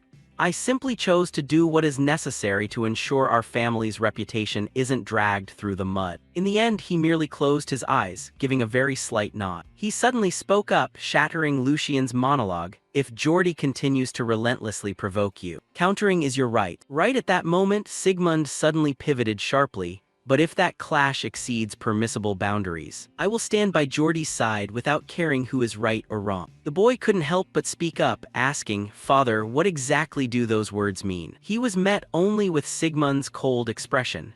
Is that really anything to be surprised about? I keep public and private matters strictly separated. While Geordie may be a bit short-tempered, the achievements he has brought to this family are by no means small. Unlike you, who let an entire year go by in complete vanity. As the head of this family, choosing the one who brings merit to the house is completely common sense. Lucian scratched his chin, mulling over those words. If I am not misunderstanding you, it sounds like you're telling me to surpass my older brother's father. Sigmund neither denied nor confirmed it, simply stating, amass power and bring benefits to the family. He stared straight at the boy, his tone turning serious. When you do that, you will receive the answer to your question. How could Lucian fail to understand what he meant by now? This was a deliberate use of pressure to force him into action. His brain worked at absolute top speed.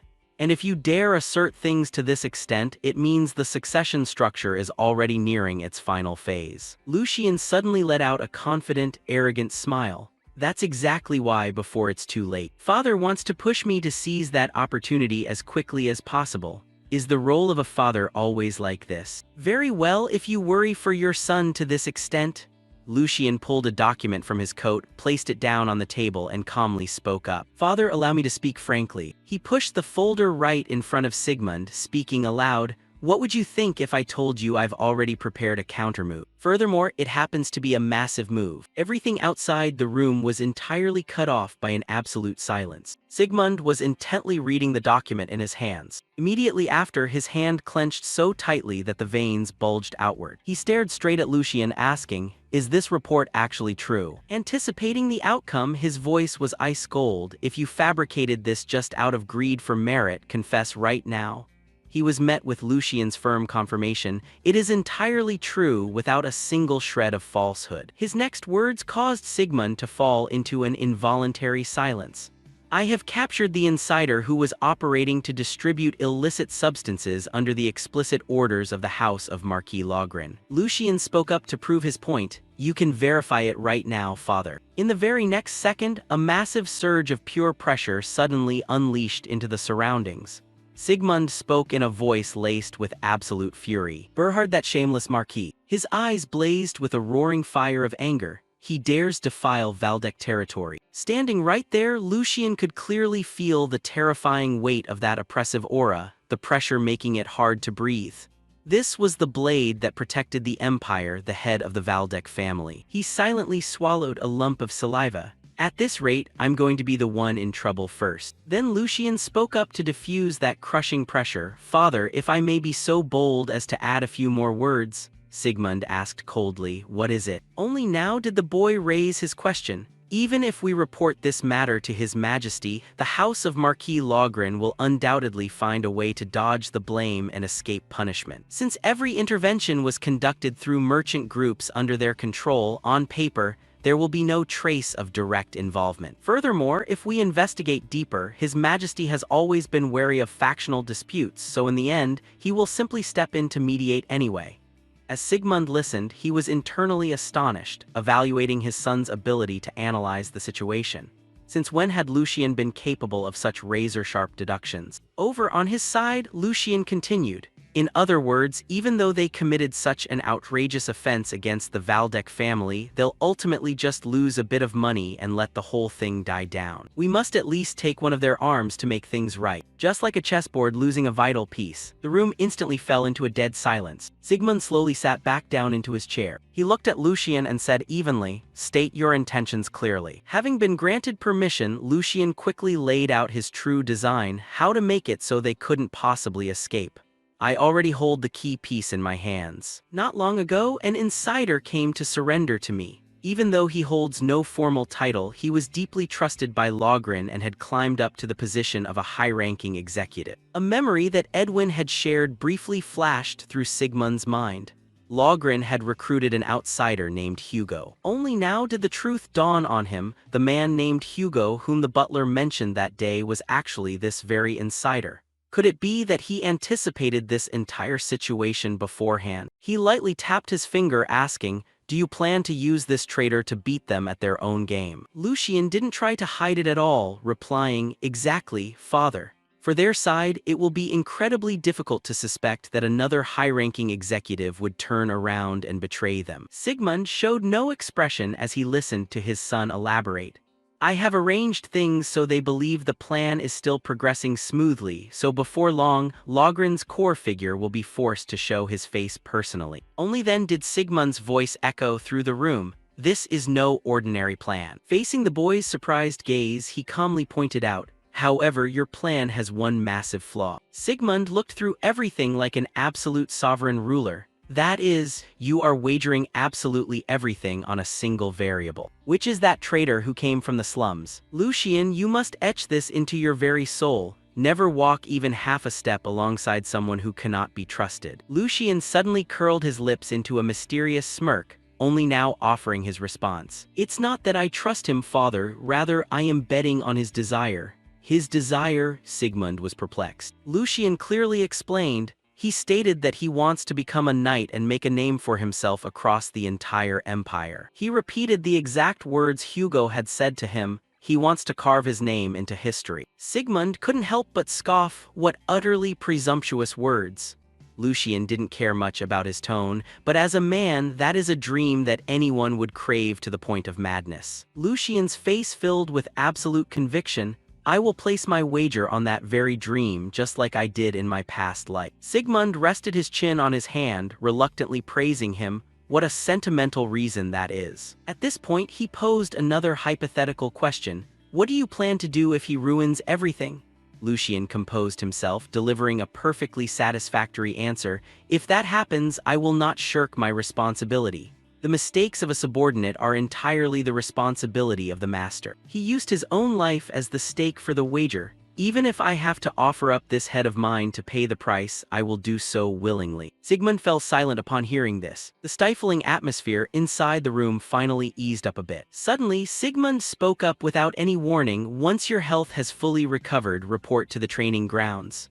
Lucian was caught completely off guard by this twist. Pardon me. He looked at his son with a measured gaze. I shall personally pass down the heart sword technique to you. From this moment onward, you are officially one of the candidates to succeed as the head of this family. The massive mansion was bathed in the crisp sunshine. Night gradually began to fall from all sides. Candle lights flickered to life amidst the pitch-black night. Sigmund was busy reading a book, with Edwin standing right behind him. Edwin bowed his body and spoke up. It is an absolute disgrace, master, to let such things occur right at the very heart of the Valdek family. Sigmund snapped the book shut, interrupting him. Drop it. He turned around, speaking with a stern expression. I was the one who ordered you all to focus entirely on the border issues.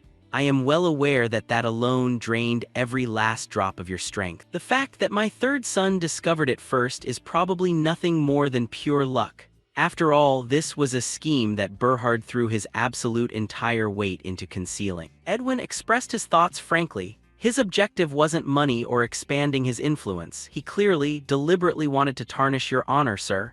Sigmund was no fool when it came to this plot either. He intended to use this incident as an excuse to make a move right in front of His Majesty. He then noticed another, more important matter. What kind of man is this Hugo who is following the boy? Edwin responded immediately. On the surface, he is known as a common thug running a gambling den, but in reality, he is the leader of a rising organization that has the entire underworld terrified. He reported a few more pieces of gathered intelligence. He does not look like the type of man who would easily submit to anyone else, yet the young master was able to seek him out personally and tame him as a subordinate. The young master's growth truly leaves me astonished. Those words gave Sigmund pause for thought. Growth is it. His gaze was hidden beneath the shadows, his emotions entirely unreadable. He is a man who successfully established a name for himself in that underworld filled with pure deception and cruelty. If he were the type to simply buy into empty promises about fulfilling dreams, he would have been trampled to death long ago. He saw the potential in Lucian, the shadow of a lord worthy enough for him to wager his very life upon. The room fell so completely still that one could hear a pin drop. Sigmund stated his intention. It's a bit earlier than planned, but since he has proven his ability, I will pave the way for him. Edwin had a vague inkling of what he meant, his voice rising slowly. You mean, from tomorrow I will pass down the family's secret techniques to him.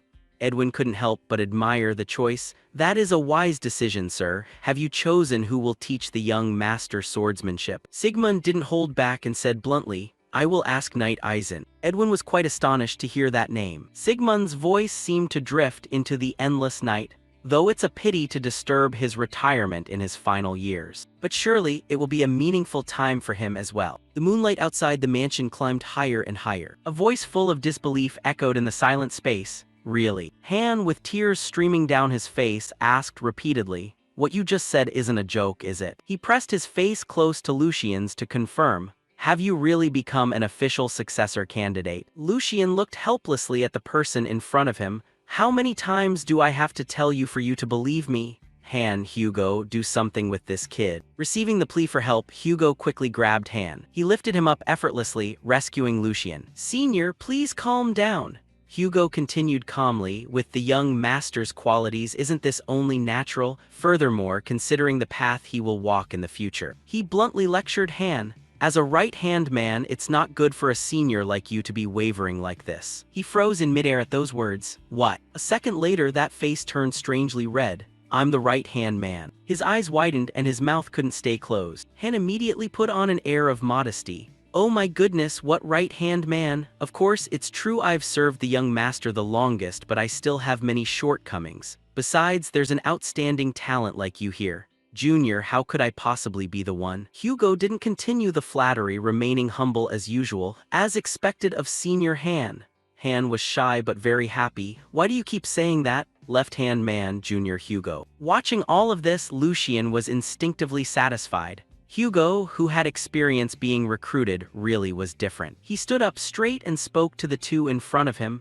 Han, what Hugo said isn't wrong. Before this is officially announced in the family, the fact that I've only told the two of you is for that very reason. His eyes glanced coldly to one side. Lucian assessed. Han is timid and his weak nature could become a vulnerability, but he had a reason to keep Han around. However, he truly cares for Lucian and has enough perseverance to stand firmly by my side, even in the harshest circumstances. That's why, if he gains experience and matures into a talent who can manage internal affairs, he will become a more reliable support than anyone else. Lucian shifted his gaze to the other side. Additionally, there was no room to doubt Hugo's ability. He was very satisfied with Hugo's performance. I just need to pave the way for him to become a knight. Only then can I maximize Hugo's potential, and he will become a sharp sword serving me in the future. Now is the time to prioritize quality over quantity, one person at a time.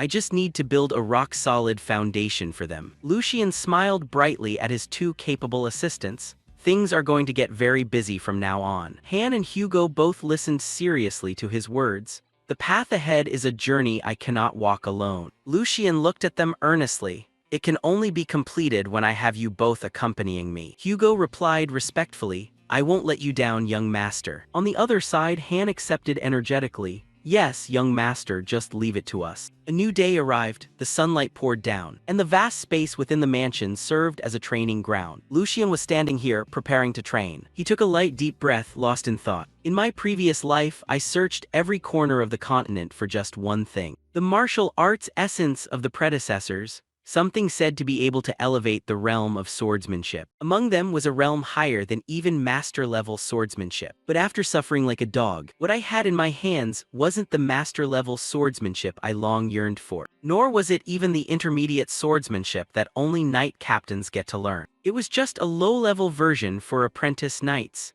Even that knowledge wasn't something one could easily access without noble blood. Just the opportunity to learn a sword technique as a mercenary was already a stroke of luck from the heavens. Yet those who weren't originally my match learned higher-level techniques and overwhelmed me. Every time I failed to protect my comrades for that reason, I was tormented by a thirst and craving for advanced swordsmanship. Lucian's hand clenched slightly in the air. For someone like me, an unexpected opportunity has arrived, one passed down only to the successor candidates of the Valdec family and their trusted confidants. An ancient swordsmanship that far surpasses even master-level techniques. He was extremely determined at this opportunity, the chance to learn the mind sword. Lucian couldn't help but smile. Just how wonderfully complex is this martial art? He suddenly snapped out of those thoughts. Lucian instinctively let out a breath, reassuring himself. I'm getting too tense before we've even started. He looked around once. There was still a while before the scheduled swordsmanship lesson. I was so excited that I've been walking around here since dawn. He leaned down to begin his exercises. It's best to calm the mind by circulating energy before the lesson. Lucian sat on the ground in a meditative posture. In my previous life, there was no formal system. I learned swordsmanship by eavesdropping on techniques or picking up scraps of knowledge, so I didn't even have anyone to call a master. The corners of his mouth quirked up in a satisfied smile. Living a new life really makes a difference. The sunlight covered Lucian, creating a truly peaceful scene. Everything around was completely silent. Outside, white birds soared through the air. A figure appeared near the training ground. He quietly observed Lucian on the field. He made a silent assessment in his mind. A considerable amount of time has passed, yet the boy hasn't wavered even a bit. He recalled a few fragments of past memories. Did something trigger this change? I no longer see any trace of his former weak self. Previously, Sigmund had come to see him and made a request. Lord Eisenbreitner, can you become the swordsmanship instructor for Lucian? His voice was very slow but extremely serious. I thought there was no hope, but looking back, there are very noteworthy aspects. This will also be a brief diversion for you. Eisenbreitner, showing no clear expression, offered a compliment. If you say so, then his talent must be extraordinary. Sigmund, however, felt that word wasn't quite right. He softly added, rather than talent, it is his mindset that is surprising. You will understand what I mean when you see it for yourself. And that is why he was present at this training ground. His eyes were like a blade sharpened 1,000 times. Sword Saint Eisenbreitner. Sword Saint? A transcendent who has reached the limits of energy circulation and completed the awakening process. The supreme title awarded to those who have reached the pinnacle of swordsmanship. A rare existence even in the long history of the Empire. To swordsmen, he is like a god. Lucian stood before him with countless cluttered thoughts. Such a legendary figure was standing right in front of him. He couldn't hide the astonishment on his face. Everyone knew the white-haired man with the dignified aura. Sword Saint Eisenbreitner approached and bowed slightly to him. It has been several years since the Grand Duke's birthday. It is a pleasure to meet the young master again. He didn't waste words, introducing himself briefly. I am Eisenbreitner. From today, I will be the one to instruct you. Lucian was still dazed where he stood. This morning, Han had warned that I would be learning swordsmanship from a knight who had served the Valdek family since the previous generation. But he should have specified it was the Sword Saint. He quickly regained his composure and bowed politely. It is an honor to be taught by the Sword Saint. I look forward to your guidance and instruction. That sincere respect made Eisen laugh instantly. I am just an old man hiding behind a hollow title. His words astonished Lucian. Furthermore, you are a candidate for the next head of the family. Why do you bow so easily? He didn't hesitate, giving an explanation with a serious and upright face.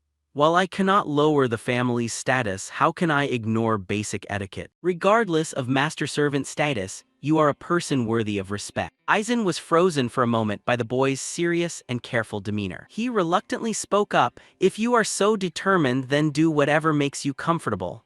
Having achieved his wish, Lucian was overjoyed. Thank you for your understanding. He didn't delay any longer. Then let's begin training immediately. Lucian replied excitedly, yes, I'm ready. Eisen pointed outside. Young master, let's start by running around the outdoor training field. Lucian immediately got into a ready position. He slightly bent his legs to gain momentum, looked up and asked excitedly, do we start right now? Wait a moment, young master. Yes. Lucian found it strange and wondered, is something wrong? He calmly reminded him, do you have no questions? Why must you run? How far must you run? Or what is the meaning behind this? Lucian smiled brightly and gave an unexpected answer. I am curious, but isn't it because it's necessary that you requested it? There must be a reason why you didn't explain. He placed his hand over his chest and declared clearly, as a student, I only need to follow the master's words. Eisen silently reached a firm conclusion. That reaction and that look in his eyes were completely different from the other young masters.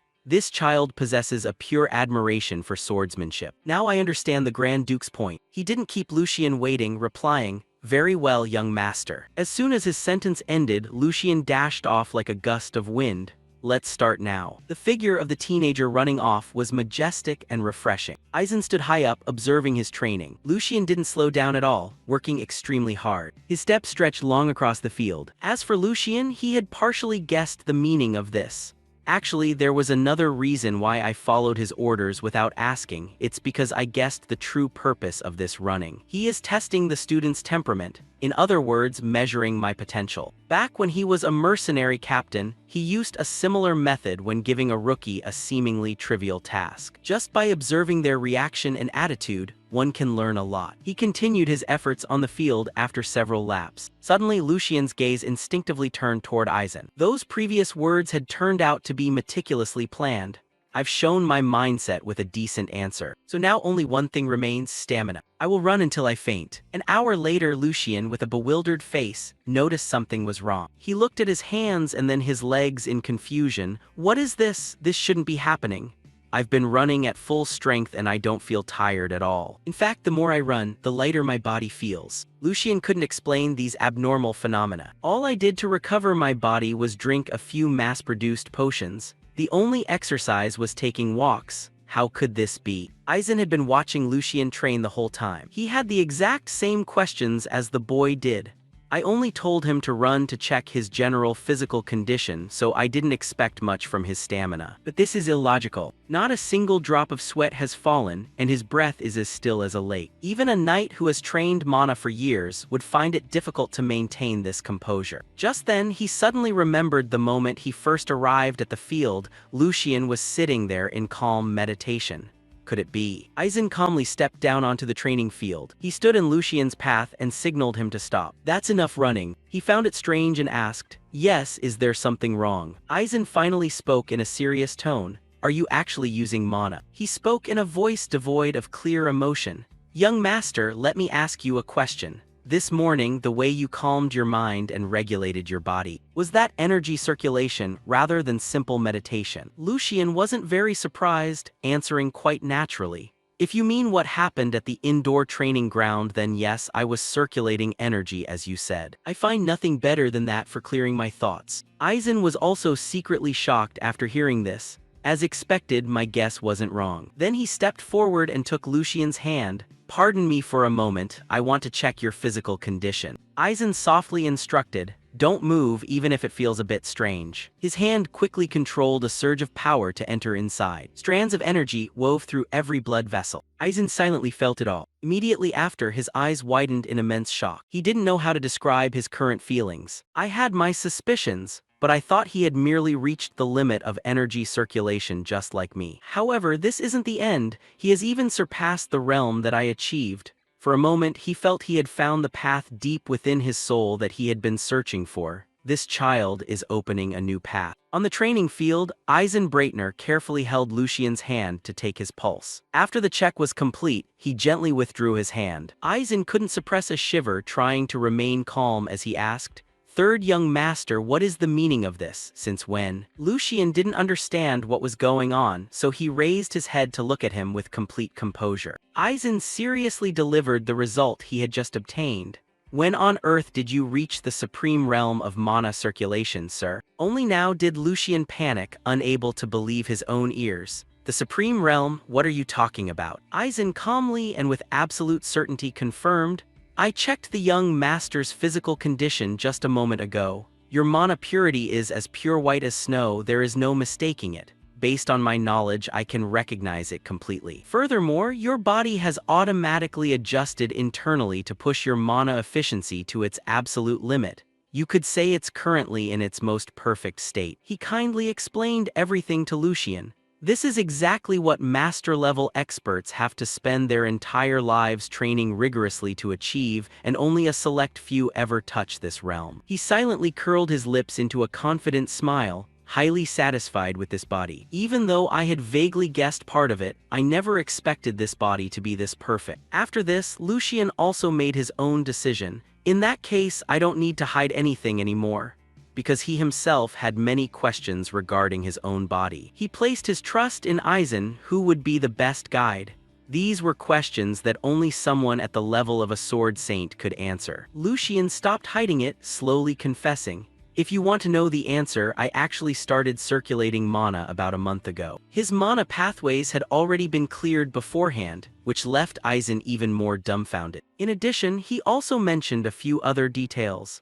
I once heard that circulation causes pain and blockages, but for me, I didn't experience that sensation at all. Hearing what Lucian bared, he acknowledged the boy even more. This truly goes way beyond my imagination. Even I had to spend decades of rigorous training just to touch this realm. Doubts regarding the boy began to arise in Aizen's heart. Maybe the legends about swordsmen who possess ultimate moves capable of slashing mountains and blocking rivers are actually true after all. In the end, he chose to ask directly, "Third young master, forgive my audacity for asking this bluntly." Aizen asked calmly, without the slightest hesitation, "The position of successor, do you not intend to give it up?" The sky was clear, but the surrounding air felt completely frozen in place. Lucian became tense. "Sir Aizen, what do you mean by that? Do you want me to give up the position of successor?" He checked all over himself, searching for his own flaws. "Is there something wrong with my body? For instance, is it that I can't learn swordsmanship, or will using mana put me in danger?" Realizing his words had caught the boy by surprise, Aizen gently rationalized, "Quite the contrary. Your body, third young master, can be called a perfect vessel. Not only can you harness the maximum efficiency of both your mana and your body, but you also possess the natural talent to step into even higher realms." He delivered his learned assessment. "That's why I want Lucian to focus on developing a single path. In short, if the third young master dedicates his entire heart and soul to the way of the sword, then the title of the next sword saint will undoubtedly be well within your grasp." Even now, Lucian still couldn't believe his ears. "Me, I can reach the level of a sword saint." He looked all over his body, his heart filled with the absolute peak of joy. I knew very well that Lucian's body was by no means ordinary, but this has gone way too far beyond my calculations. Lucian recalled his experiences from his past life. Thanks to luckily learning the ancient sword technique, the heart sword, his journey had been exactly like climbing a treacherous mountain peak. Just when he thought he had found the path to reach the realm he had dreamed of in his past life, and had seen the guiding light. Yet in this life, now that he had reached the final destination, he realized he had touched a place that was even further beyond. He never expected to be able to see an even grander peak. But perhaps things wouldn't be that easy, Lucian very cautiously verified. "Are you saying that I am forced to choose one of the two, because being the successor and pursuing the path of a sword saint cannot go hand in hand?" Aizen nodded in acknowledgement. "That is exactly the case, third young master. But in reality, he couldn't afford to wait. To be more precise, his time was running out." Aizen looked at his own rough, wrinkled hand and understood clearly. "Even though the flow of mana allows me to move at this age where I have one foot in the grave, I can no longer deny the physical aging of my body." He extended his hand toward Lucian, speaking with absolute sincerity. "In order for me to pass down my entire skill set while I am still alive, even if the third young master throws his entire weight into the way of the sword, time is still far too tight." Based on his memories from his past life, the boy also knew this to be true. "If I remember correctly, the sword saint will pass away in 8 years. Yet Lucian was still highly hesitant. Deep down, he also wanted to accept the sword saint's offer and focus strictly on swordsmanship. But more than anyone else, he had seen through the true nature of this world. The chaotic world of the future was not a place where one could use raw strength to resolve everything. No matter what, this fact couldn't be taken lightly. The survivors who stepped out of that hell were all individuals who held proper legitimacy. Lucian clenched his hand into a tight fist.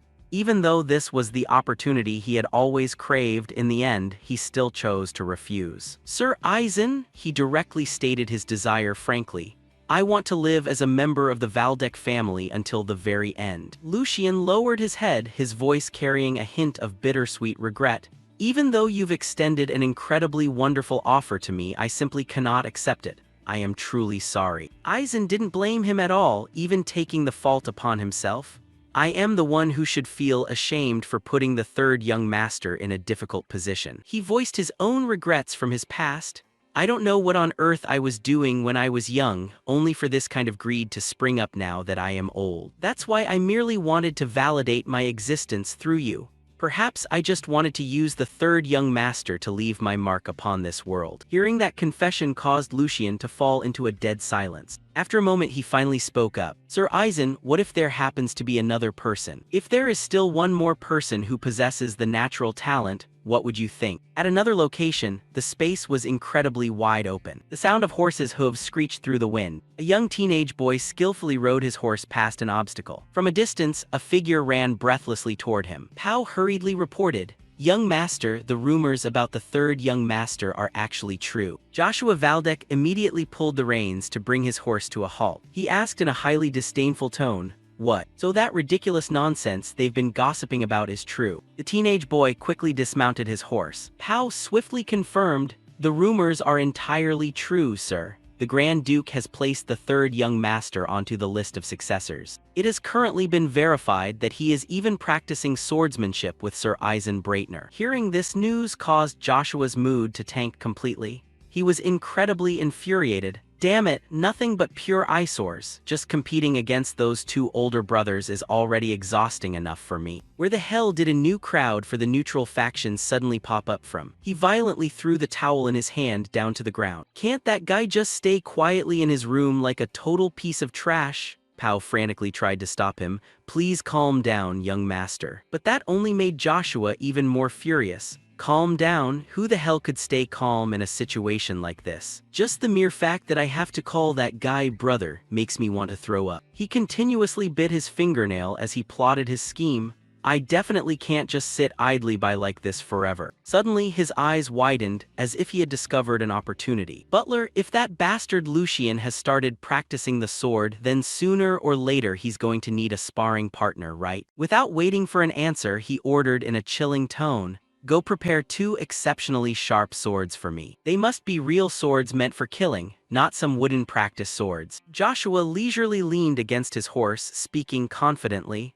"I just want to give him a little reminder to let him know that his pathetic nature hasn't changed one bit." Returning to the training grounds, Lucian seriously proposed to Eisen, "If there were another talented individual, what would you think? Even though it would probably take quite a bit of time to scour here and there, the reward gained would undoubtedly be fully worth all the blood, sweat, and tears shed, so that the illustrious name of the Sword Saint can continue to shine bright for another 100 years to come." That is exactly the kind of top-tier genius they are. His demeanor was full of confidence. He didn't answer right away, sinking into deep thought instead. In the end, Eisen gently opened his mouth, feeling apologetic for seemingly, unintentionally placing a burden on the third young master. "It is more than enough that the young master cares for this old man to this extent. You don't need to trouble your mind with that matter any longer. I shall simply accept the sentiment, thank you." The third young master, Lucian, also knew he couldn't convince him any further. Indeed, the person Lucian was referring to didn't seem to exist. Even exceptionally capable knights failed to catch the Sword Saint's eye. It's no wonder that a novice sword practitioner like me would be considered to be speaking recklessly by volunteering to find a disciple for you. However, Lucian didn't drop this line of thought at all. Despite that, he trusted his own eye for people completely. "I guarantee you won't be disappointed because I myself have actually met that person before." If this current version of Lucian was a talent recognized by the Sword Saint, then there most certainly was still someone out there who possessed a natural genius for swordsmanship. Even if in the past he had nothing but a completely ordinary body and had only learned common, low-grade sword styles. The mental image of a young man standing amidst a raging storm against a barrage of enemy blades flashed forward. In the blink of an eye, Felicia had vanished without a single trace. Yet the surrounding enemies had all been severely wounded. Even with armor protecting them, they couldn't escape the damage. Felicia had swiftly resolved the entire matter using pure, raw genius to sweep the battlefield. Truly a perfect embodiment of the sword. Her perfectly straight back turned away without a single hint of softness. Felicia simply sheathed her sword after completing the job, the demonic sword Felix. Everything was within Lucian's calculations. He is my strongest retainer and will also be the disciple who inherits absolutely everything from you. Returning to the training area, Lucian and Eisen Breitner were training seriously. He stood beside him observing Lucian, then spoke up. "All right, before we begin learning formal sword techniques, I want to test the third young master's current level first." Eisen also kindly guided him. "Try striking this wooden dummy. Start with a vertical slash, a horizontal strike, and then a diagonal slash. Since you've already mastered breath circulation training, controlling mana shouldn't be difficult at all. He placed a higher expectation on Lucian. Finally, show me an attack that infuses mana into the blade. Lucian tightly gripped the sword in his hand. This is the first time holding a sword in Lucian's body, isn't it? He silently calculated the sword paths in his mind. Even though I need to adjust my tempo and hand strength a bit, I heard that Lucian used to practice swordsmanship before as well. Finally, he seriously sank into a ready stance. In a split second, Lucian's eyes snapped wide with pure determination. He directly unleashed a vertical slash straight into the dummy in front of him. Without stopping there, Lucian continuously shifted the direction of his swing into a horizontal slash, and then delivered a diagonal slash in a swift, clean, and orderly manner. Lucian lowered his sword to prepare for the finishing strike, and finally, he channeled mana into the sword. The depths of Lucian's eyes flared with the golden lightning of mana. His gaze locked tightly onto the target on the wooden dummy, and then unleashed the final strike without a single shred of hesitation. Following the impact was a thick cloud of dust and smoke. The wooden dummy was sent flying far away by the shockwave, while Lucian remained standing perfectly still without a single scratch. Lucian smiled, satisfied with the result. Since it's the first time with this body, the movements are still a bit stiff, but compared to a beginner, this level isn't bad at all. He turned his face to look at Aizen, his heart full of expectation. The man remained completely silent, not yet showing any reaction whatsoever. Only after a long while did Aizen deliver his critique. Even though I had somewhat anticipated the third young master's capabilities, you've managed to surprise me yet again. Contrary to expectations, he bluntly bashed it. To sum it up, it's absolutely atrocious. Lucian looked as if he had been struck dumb by those words. He couldn't believe it, asking back obstinately, "Sir Aizen, what exactly do you mean by that?" Only now did he slowly step closer. "It's exactly as I said, young master." Aizen sternly began the lesson. "Though I don't know the exact cause, you expose countless bad habits when you swing your sword." He had observed Lucian thoroughly. "You completely ignore the fundamentals and slash purely on survival instincts. It looks exactly like the swordsmanship of a sellsword." Aizen easily pointed out the flaws. "You focus solely on speed and power, causing the balance between your body and your mana to become completely distorted. As a result, your sword path becomes dull and leaves you wide open while moving." He then posed a question for Lucian to ponder. "Furthermore, on that final strike, just how long do you think it took you to infuse mana into the blade?" Lucian hesitated slightly but quickly replied, "It was probably during the attempt to convert the mana, so it took about 1 to 2 seconds, sir." Suddenly, Aizen's demeanor shifted. The wooden sword in his hand was pressed against Lucian's neck before the boy even realized it. He sternly corrected him, "That is more than enough time for an opponent to take your life." Aizen was a seasoned veteran of the battlefield, so he didn't hesitate to state, "You need to start by understanding the weight of that duration, because an enemy will never miss an opportunity, even one that is a mere split second long." Lucian silently pondered over the scene from just now. "I completely failed to notice it until the blade was pressed right against my neck. Only now did he realize just how arrogant he had been. I really was a fool." Instantly, Lucian corrected his thoughts aloud. "What you have taught me I shall etch into my very soul. I will correct both my habits and my mistaken attitude." Aizen silently let out a satisfied smile at his attitude. He turned his back, teaching evenly, "Third young master, no matter how good your physical constitution is, that isn't everything. If you rely solely on muscular strength, you will never defeat those who use mana proficiently." As he spoke, he channeled mana into his sword. To awaken the true power of a sword technique, you must fuse those seemingly distinct sources of power into one. True powerhouses are born from that exact balance. Right after that, he made a move to demonstrate it to Lucian. Following the strike, the training dummy showed absolutely no sign of damage. Yet the moment Aizen turned around, it instantly shattered into absolute pieces. He stood facing Lucian, calmly introducing, "This is exactly the way of the sword that the third young master will have to walk from this moment onward." Time passed, and a few days later, two swords were clashing repeatedly on the training field. Lucian and Aizen Breitner were practicing vigorously. He easily parried each of the boy's strikes while reminding him, "Third young master, do not let the flow of mana be interrupted." In total contrast to Lucian, who was struggling on the opposite side, Aizen's voice was light and natural. "The more the body is tempered, the more easily it moves according to one's will. mana control must also reach that realm. He was even using only one hand. Furthermore, when using mana to reinforce the body, one must always keep a portion of power in reserve. His eyes never left Lucian's movements, distributing strength to the right places. Lucian leaped high to strike down, but he was easily blocked. Aizen pushed him back while still instructing. Only when everything blends to the point of balance can you see the true power of swordsmanship. Lucian's body flew backward quite a distance. Before he managed to curb his speed, his face radiated determination. He panted heavily with exhaustion but had no intention of stopping. That reaction made Aizen satisfied. He began to channel mana into the wooden sword in his hand and spoke up. "All right, let's try to apply what you've just learned. We will begin defensive training." A reminder was issued. This time, I will increase the difficulty by 1 level. In the blink of an eye, Aizen appeared right in front of Lucian. Closely observe the enemy's speed and movement, then counterattack with the appropriate amount of force. He raised the sword in his hand high. Lucian's eyes widened, intently watching every movement of his opponent.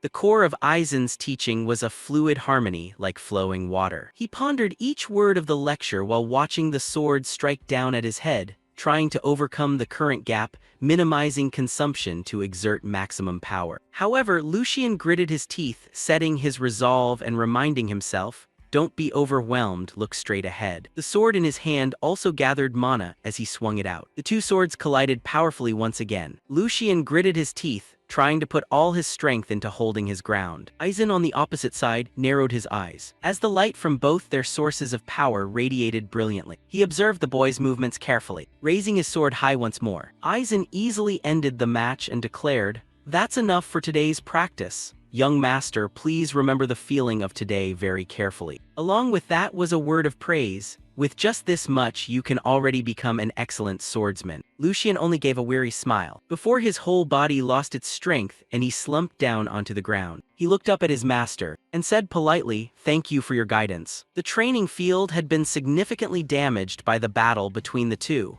Repairmen were quickly summoned. Some couldn't even believe it, wondering, just what kind of training has the young master been doing? They were also somewhat worried about Lucian's health. "Young master, are you going to be all right?" Inside the main house, Lucian was so exhausted that he sat dazed in a corner. He muttered a sigh. Today's practice went smoothly too, didn't it? He looked down at his trembling hands and reflected.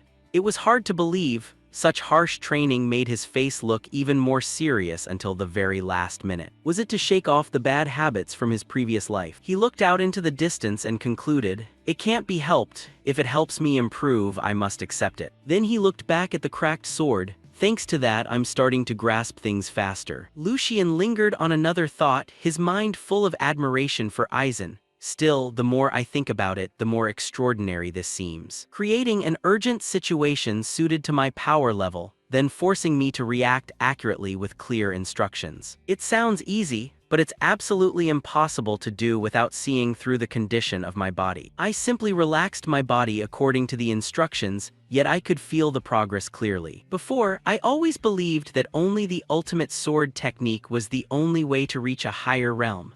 Things like balance, reserve force, and mana flow, I had never truly thought seriously about them even once." Lucian gently touched the sword, "Even though the things that truly matter have always existed within me." He gripped it tightly, the memories of his past life subconsciously recalled. That final battle with that commander. If I had understood these things thoroughly in my previous life, then how far could my sword skills have progressed when facing that person? The stream of memories ended there. Lucian wondered to himself, "I wonder how many exchanges we could have had." He frowned and muttered, "Did the practice end like this? I don't feel satisfied yet. I wonder if there's a sparring partner around my level to trade blows with." When he saw several footsteps passing in front of him, Lucian was startled. "Wait." The figure of Joshua caught his eye. "Master, are you still doing well?" Joshua greeted him with an excited smile on his lips. "Your disciple Joshua offers his greetings." Aizen replied, neither fast nor slow, "It is a pleasure to see the fourth young master. What wind has blown you here?" Then came the refusal. "It is currently the third young master's training time. If you have something to say to this old man, please come back later." However, Joshua quickly shook his head. "That won't be necessary." He spoke up, his meaning full of provocation. Now that third brother has finally stepped outside and started training as the younger brother who started learning first, I just want to help temper him a little. He made a proposal. Third brother Lucien, what do you think? Lucien's hand tightened around the sword hilt. The smile on his face gradually lost its gentleness. An excellent sparring partner has delivered himself right to my door. Everyone present was silent, until the voice of Eisen Breitner rang out. Fourth young master, what are you saying? Do you intend to help the third young master train? Hearing that, Joshua only sneered and explained, don't we need actual combat with each other to apply mana operation into reality? I want to be his opponent. He turned his eyes toward Lucien and muttered, as you know, master, due to our current schedules, we brothers have very little time to interact. If not now, it will be very difficult to have that opportunity. Joshua's voice was full of sincerity. That is why I have presumed to come here. Please give your permission. Lucien on the side slowly stood up. In his heart, he was thinking,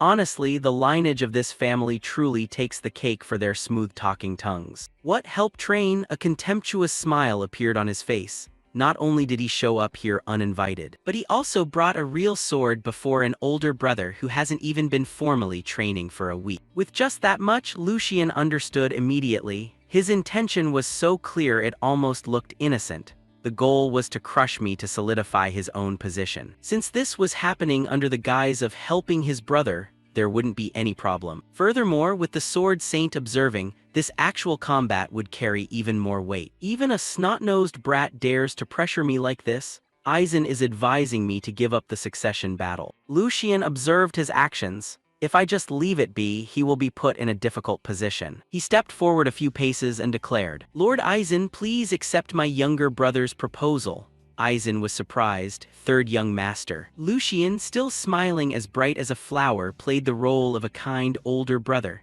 How precious a younger brother's heart is. Of course, I cannot turn a blind eye to this rotten attitude and the idea that those smooth-talking lies could fool anyone. His words were full of sarcasm. I will personally teach this youngest brother who doesn't yet understand the ways of the world. He stepped toward Joshua. Today is the last time I'll indulge your spoiled antics. Don't put Lord Eisen in a more awkward position. Eisen was observing and thought to himself that he must have seen through the fourth young master's intentions, which is why he chose a direct confrontation. Finally, Eisen reached a decision. After all, blood remains a bond that cannot be broken. If you both wish for it, I will grant it. He instructed the two. However, this kind of actual combat will be the last. If I see any danger, I will stop it immediately. Both Lucien and Joshua replied in unison. I will keep that in mind. Lucien turned to Joshua, placing a hand on his head while continuing in a gentle voice. Let's create a wonderful combat together, little brother. Joshua was trembling with rage but still had to force a smile. The training field was quickly prepared. Eisen, acting as the referee, presented the rules neither fast nor slow. This is not a battle to injure one another but merely actual combat to verify what you both have learned. He instructed carefully. The third young master must enter the match with a learning mindset as this is his first actual combat. The fourth young master must take responsibility as the one who picked up the sword earlier. Both of you must fight in a way that does not bring shame to the name of the Baldeck family. The hands of the two opponents were placed on their sword hilts. If you are ready, draw your swords as a signal. Both drew their swords, getting into a ready position to attack. Joshua thought to himself, Lucien Baldeck, since when did you start acting like an older brother? The anger in his heart rose more and more. Every time he opens his mouth, it's little brother, you're just acting out because you were born a little earlier. Joshua set his resolve. Fine, let's see if you still dare to open your mouth by the end of this match. His eyes turned white. This isn't about who was born first, it's about who is truly superior. The expression on Joshua's face did not escape Lucien. How malicious that look is. He probably wouldn't even wear that face if he met his sworn enemy. He gripped his sword hilt tightly. Anyway, this cold and heavy feeling. Even after 2 months have passed, I still haven't forgotten it. Lucien recalled his past as a mercenary. If it were before, I would have used dirty tricks to win. But today he smiled with confidence. Today, I will face this battle as the third young master of the Baldeck family. Lucien glanced toward Eisen and thought, if I accidentally use the sword techniques from my previous life, it certainly won't escape his eyes. No matter how insidious and cunning he is, he's still just an innocent kid who hasn't experienced life.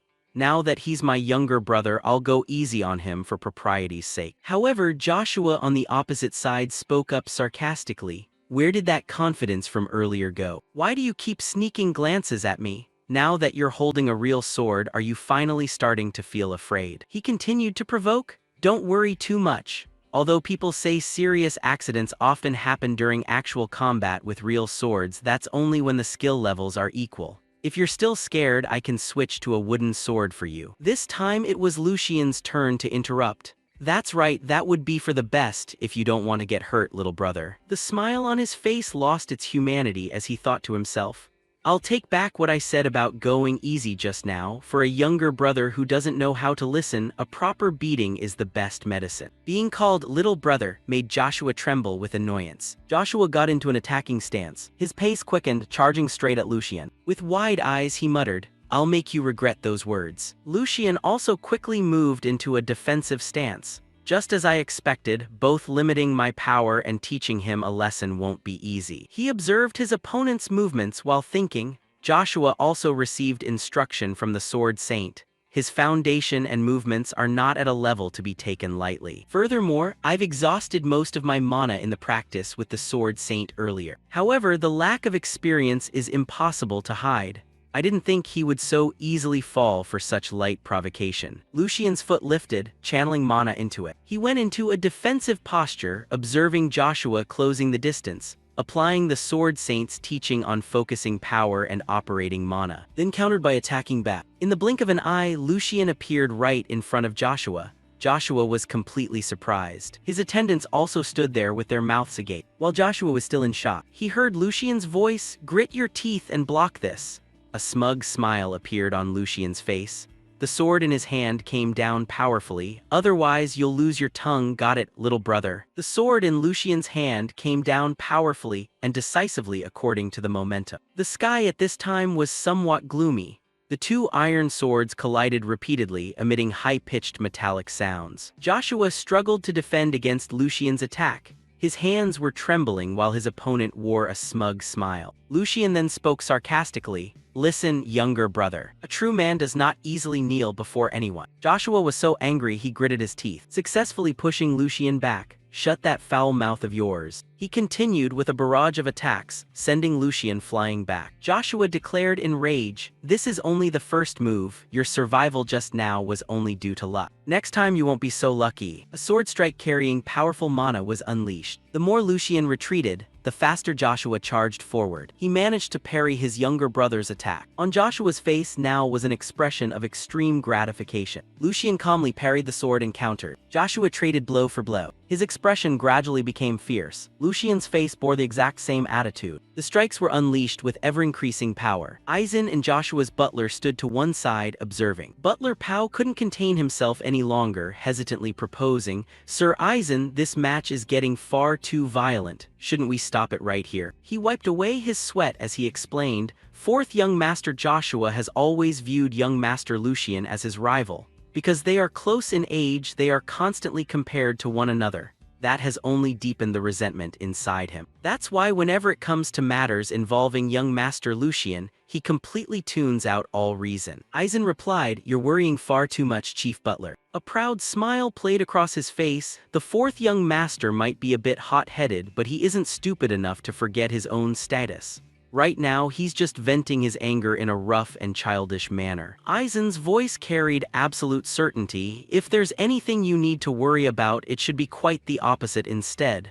Pao was a bit perplexed. "What exactly do you mean by that, sir?" Aizen's expression turned serious. He observed the two individuals engaging in combat and silently evaluated. "Yeah, if we look at the gap in raw strength, that reasoning doesn't make much sense at all." Aizen analyzed the situation in his heart.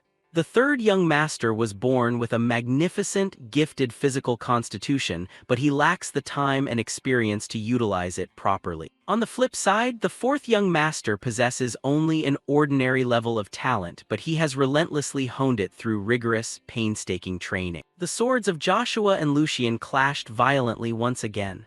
This means that even in a match where formal sword techniques aren't used, the gap between the two is simply too massive to be bridged by mere luck. Aizen observed Joshua's face and thought to himself, Yet the fourth young master is letting his emotions dictate his movements, rendering his own advantage completely useless. Then he glanced over at Lucian. Meanwhile, the third young master is calmly waiting for his opportunity. Aizen's fingers lightly tapped against his bicep.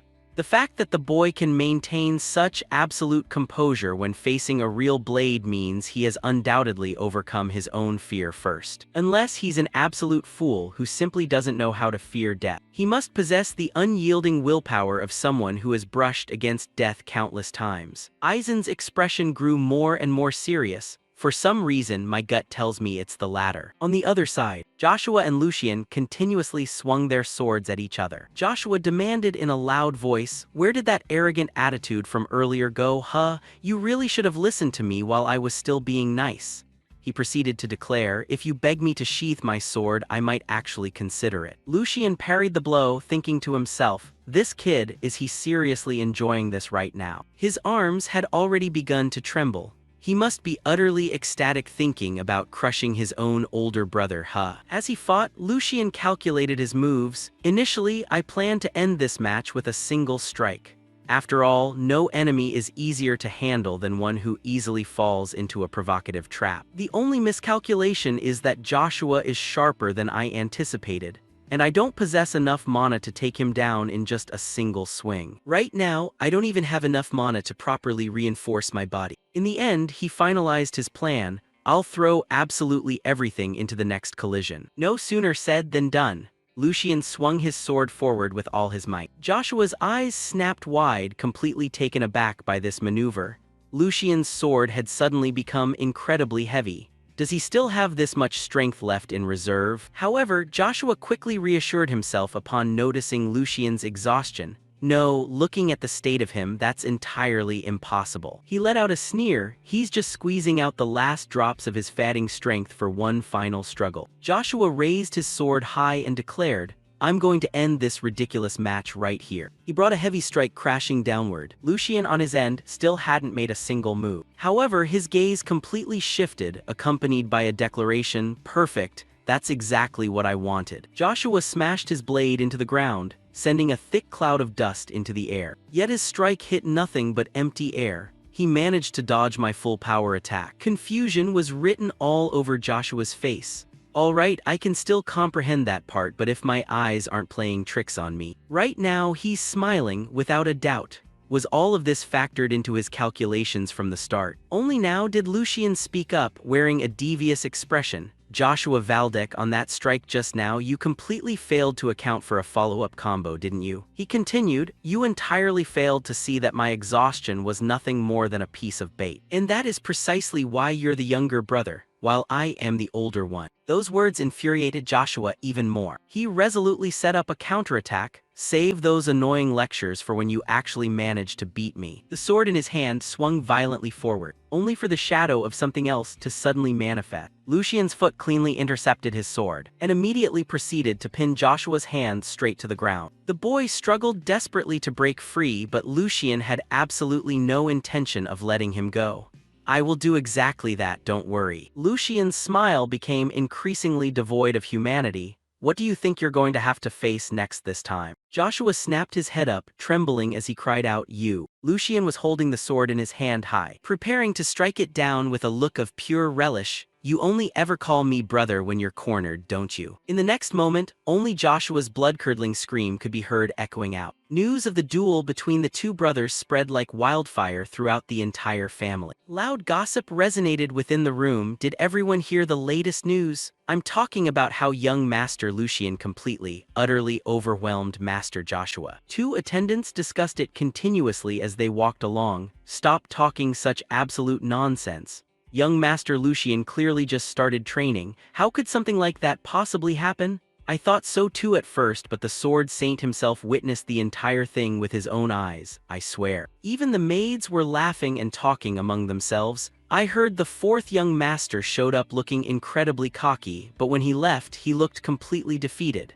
I even heard that he burst out crying at the very end." Naturally, there was a reason the story spread so rapidly, and also a reason it became somewhat exaggerated along the way. They cheered upon spotting Hugo. "Hugo, you came at the perfect time. Please tell us every single detail of what happened that day. Elsewhere, Han appeared as well, right on cue. Han, is it true that the Sword Saint himself personally praised young Master Lucian's talent? Hugo rubbed his chin, feigning surprise as he commented, "The news traveled that fast? This matter was supposed to be kept under absolute lock and key." Meanwhile, Han recounted the event with immense pride. "When young Master Lucian completely subdued young Master Joshua, do you have any idea how shocked I was? He even confiscated his younger brother's sword as a trophy of war." Perhaps very few realized that this entire sequence of events was orchestrated single-handedly by Lucian. A low humming sound echoed within the room. Lucian stood leisurely, looking out the window as he softly sang. He licked his lips, calculating quietly under his breath, "The conditions are absolutely perfect to stir up a few choice rumors." Then he let out a scoff, muttering to himself, "Be grateful that I decided to draw the line right there, little brother." He recalled Joshua's hideous expression from that moment. The sword in his hand was held high by Lucian. A sinister grin plastered across his face. "So, am I your older brother again now?" A pathetic shriek was heard immediately afterward. Joshua turned pale as a ghost, continuously begging, "I was wrong. Brother Lucian, please spare me." Lucian, on his end, remained completely silent and dark. However, his blade crashed into the ground instead of hitting Joshua's body. The sheer force of the impact was so powerful that it snapped Joshua's sword clean in half. Only then did Lucian speak up, "Joshua, don't ever think about pulling a stunt like this ever again. Otherwise, things are going to get exceptionally ugly." The smile on his face was entirely threatening. "Know when to keep your distance from trouble and start acting your damn age." He added a reminder in a friendly tone, "If you heard me loud and clear, you'd best take it to heart." Lucian glanced off in another direction, silently evaluating, "That should be enough to keep my annoying little brothers quiet for the foreseeable future."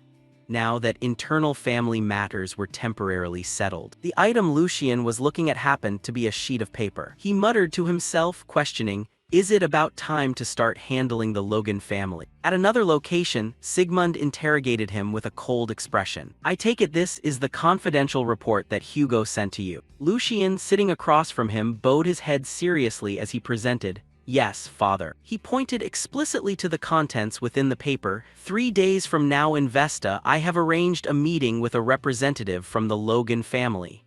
Hearing this, Sigmund questioned back, "The Vesta region?" His hand tapped rhythmically against the table's surface. "Preposterous." He delivered his assessment. "Even if that place is virtually abandoned, it still sits right on the edge of our territory." Lucian acknowledged it smoothly without rushing. "Yes, they undoubtedly chose that spot thinking you wouldn't keep an eye on it, father." Sigmund's face turned contemplative. "A blind spot indeed." He turned his head to look at the boy and interrogated him. "Then why did you decide to bring this matter to my attention?" "I was under the impression that I had granted you full authority to handle this situation yourself." Those words caught Lucian a bit by surprise. Lucian honestly presented his objective, "I require more power." This line left Sigmund astonished. "Power?" Lucian explained methodically without losing his composure. "Just because a predator has been lured into a trap does not mean I possess the necessary means to take it down." Hearing this, Sigmund felt somewhat satisfied. "And so you came to me, the one who holds those means." He pointed it out directly. "Some might call that a logical decision. Yet despite your previous assertions about proving your own worth, it seems you are simply trying to ride on my coattails." He continued to question him. "Do you honestly believe people will recognize an achievement that isn't truly your own?" Facing this statement, Lucian merely remained silent, offering no response. Sigmund continued his lecture. "A hunter only gains renown when he brings down his prey through his own efforts. If you cannot complete it yourself, it is nothing more than a hollow victory." His hand slowly rose and came down firmly onto the desk. "I gave you the opportunity and the authority to handle this yourself, yet you chose safety over taking a risk. Is this truly all you're capable of?" The pressure radiating from Sigmund was by no means small. "Give me an answer, Lucian." Only now did Lucian reply in a quiet tone, "That doesn't matter. If that's what is required to conclude the hunt, then that is the path I will D-letter 1EA5N Than vow without a single hint of hesitation." His father remained silent, continuing to wait and see how his son would explain himself. The boy maintained a completely blank expression, entirely unaffected by Sigmund's pressure. If the method you describe is truly the path of a noble, then perhaps only those who already possess massive power can afford to walk it. To claim it is brave to face a monster alone while innocent people live in terror of it is ultimately nothing more than foolish recklessness. Even if successful, it remains an act of idiocy born from poor judgment. And in the end, you will lose the trust of the people. He arrived at his conclusion: the true meaning of a hunt isn't the killing, it's what we protect. Lucian continued, his hand lightly touching his own neck. As long as I can guarantee the threat is entirely eliminated, why should I care if others view my achievements as incomplete? He delivered a completely naive observation. I have absolutely no intention of playing the role of a brainless saint either. Lucian's hand violently crushed a few flowers, letting the petals drift through the air. It's just that if the person to whom I hand over the credit proves himself incapable of standing on his own feet, then at that point it will be perfectly clear who truly deserves to inherit it. Hearing this, Sigmund still maintained his silence. His attitude softened considerably as he spoke up. That answer is sufficient. He lifted his teacup and replied, to have a challenger face me directly like this? I wonder how many years it has been since someone last did so. I certainly never expected to hear such words from you. This critique caused Lucian to show clear excitement. Sigmund continued, Lucian, as a man, you must have absolute conviction in the path you have chosen.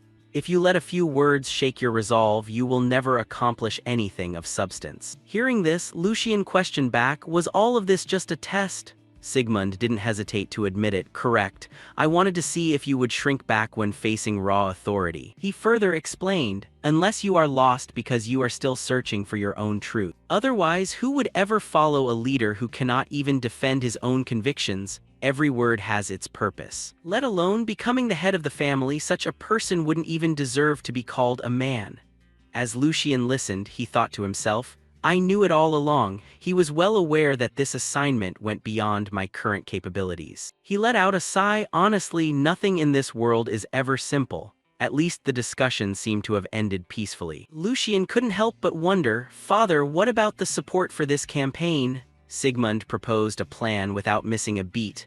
I will provide you with the means you requested. With the current situation, a large force would attract too much attention. They will likely move in small groups to avoid detection. Hearing this, Lucian simply smiled broadly and accepted the advice. You are quite right, Father. He looked at Lucian and asked gently, so is that truly enough? He continued, I will send the entire Black Lion team with you. That is the true weight of sitting in this position. It will also be a good experience for you. A week passed and the group arrived at the Vestra territory. Lucian observed the surroundings and remarked, this place is nothing but a wretched pile of ruins. The actual state of this city is even worse than the rumors. I can feel almost no signs of life in the surrounding area. Hugo replied upon hearing that, although it's quite close to Kelheim, this place has completely exhausted its resources. Its role as a vital transit hub was stripped away by other cities long ago. Now, this land is just a ghost town, a sanctuary for drifters and the homeless. They discussed as they walked.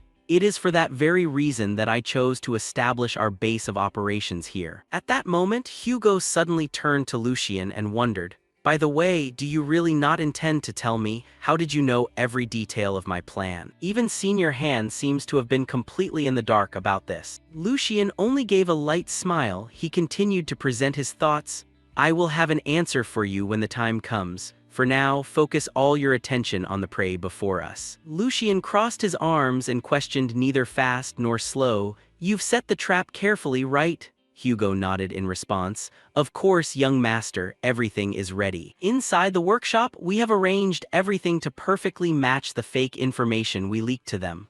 The room has also been meticulously prepared to serve as a perfect smokescreen. He continued to explain, as for the item you requested, it is also finished. The only thing missing is the reinforcements to take them down. However, a second later, Hugo was taken aback by a question from Lucian. It wouldn't feel very good if we had to rely on my father's reinforcements, would it? Hugo quickly denied it. Not at all, sir. Considering the gravity of the problem we are facing this time, I understand very well that we cannot afford to make even the slightest mistake. He looked down at his hands. I'm just very disappointed in my own weakness. If only I had enough strength to settle everything neatly on my own. Hugo then stated, I could have helped you shine, young master. Lucian placed a hand on his shoulder and replied seriously. Hugo, it's not that I don't understand how you feel. He gently reminded him, but remember that our journey has only just begun. Don't let impatience cloud your judgment and cause us to stray from our chosen path. His next words were spoken with a touch of teasing. Besides, you're only 30 years old. The road ahead is still long. Hugo's mood lightened because of that. Young master, actually I'm only 23. He explained sincerely, 30 is still a long way off for me. The age gap between us isn't that wide. This mind-blowing fact made Lucian's jaw drop. A dead silence fell between the two. Lucian turned his head away evasively. Right, so since you're still in your early 20s. The more he spoke, the more he hurt Hugo's young soul. Please don't correct it anymore, it only makes me feel worse about myself. Crows circled in the sky above. Lucian stood frozen in place, looking around and thinking to himself. In any case, the decisive moment is drawing near, but why hasn't there been any sign of them appearing yet? Their conversation was interrupted by a call. Third young master. Hugo reacted almost instantly. His hand gripped the sword hilt and quickly drew it. To his surprise, before he could act, he was stopped by a hand. A cold voice rang out, truly pathetically slow. This movement made Hugo feel concerned. His speed exceeded the limits of a normal person. My weapon is being gripped so tightly by him that I can't move it even an inch. He scowled, his vigilance heightened. This is the first time anyone has beaten me in terms of physical strength, and now I'm being suppressed by this guy, rendered useless. However, Lucian finally spoke up. Stand down, Hugo. He explained in a soft voice, this person is not our enemy. However, Lucian's expression couldn't hide his feelings, but the killing intent radiating from him is directed at us. What is your true purpose in coming here, Black Lion? The identity of the one who just appeared was revealed. Black Lion. Hugo backed away, both to protect Lucian and to keep his distance from the man. He turned and wondered, young master, could it be that the reinforcements you mentioned earlier are the legendary Black Lion team? The Black Lions are a team specializing in the most secret and brutal missions for the family. They are ultimate ghosts who only follow the orders of the patriarch. Lucian confirmed, neither fast nor slow. That's right, Hugo, they are the hunters sent here to help us carry out this mission. Several other members also appeared. Collectively, they were known as the Black Lion Team, a shadow army that only obeyed the patriarch's commands. A member of the team spoke up, his expression extremely serious. Greetings, third young master. What I just did was merely a small test to measure your guard's reflexes. The Black Lions have no ill intentions whatsoever. Within his mind, Lucian was constantly calculating. Even in his past life, their existence was kept so secret that he once doubted if they truly existed. He frowned and thought, it seems the terrifying rumors about them being like ghost stories were not exaggerated at all. I couldn't even sense them approaching. Even though I was extremely vigilant, even standing right in front of me, they hide their presence so perfectly it's impossible to grasp. Each and every one of them is a true, terrifying monster. Finally, Lucian broke into a smile. He thought to himself about Sigmund, this is truly beyond imagination. Father has given me an immense amount of backing. Very quickly, they moved inside a house. The one who began the presentation was none other than Lucian. I trust that all of you have been clearly instructed on every detail of this mission. The Logan family has fallen into our trap and is currently on their way here. He explained seriously, therefore you have only one objective to carry out, capture the mastermind behind all of this alive. As for the others, you are permitted to eliminate them all. Once they have dared to cross that line, we have no need to show mercy. Afterward, Lucian began assigning tasks. I leave all remaining decisions to you. His demeanor was observed by a Black Lion member who thought to himself, initially, I thought the Grand Duke deployed us here just to help the third young master avoid getting his own hands dirty. But it seems that wasn't the only purpose. Even when faced with an unexpected situation, he maintains the composure and aura of a true young master. And right now, he is also silently evaluating our strength to prepare for any contingency. Perhaps this family will enter a new era with the young master. Finally, they replied in unison, we are ready. It was already late afternoon when the meeting ended. The carriage rolled slowly down the road. When it stopped, the door was quickly opened. Philip's cursing rang out even before he stepped down. A truly long and boring trip. A maid brought over a letter. Philip slowly stepped out of the carriage, his expression full of disgust. "If it weren't for my father's orders, I would never set foot in this godforsaken place. Let's settle everything quickly and go home." Philip's eyebrows knitted together as he muttered a remark. "The air here is filthy and incredibly nauseating." Philip Logan, the second young master of the Logan family. As twilight fell, a teenager suddenly dashed toward Philip Logan, who was standing in the middle of a strict circle of guards. He rushed over in a panic, stammering apologies for intruding, repeatedly saying he didn't know a noble of such high status was present. But before he could take another step, a guard immediately swung his sword, threatening to cut him down on the spot. The teenager froze in terror, his body motionless. The guard barked, demanding his identity. He quickly bowed his head, explaining he was only sent to lead the way as ordered, merely a lowly servant. Lucian observed everything coldly, hiding his true intentions behind a facade of false humility.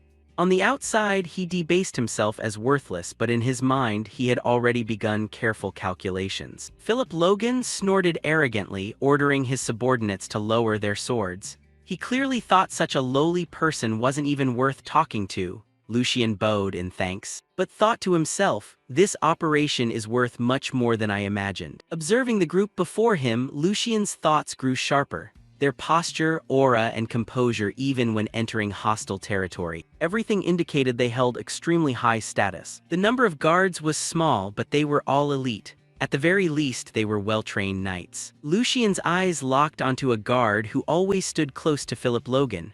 That was the real threat. Philip Logan grew impatient and ordered Lucian to lead the way. Lucian hurried to comply, pretending to be anxious around nobility. Philip Logan continued to insult him, even pinching his nose as if the surrounding air itself were filthy. While moving, Lucian glanced toward a maid and felt something strange. Her face seemed familiar. A flash of doubt appeared, but he quickly dismissed it, telling himself it must be a coincidence. They entered a dingy bar. The moment Philip Logan stepped inside, he immediately reacted with disgust, complaining about the stench, and criticized Hugo for abusing the funds his family provided. Suddenly, a voice interrupted the tense atmosphere. Hugo appeared from one side, calm and confident, introducing himself as the person in charge. He explained that the dingy exterior was only to deceive others, the truly important things lay within.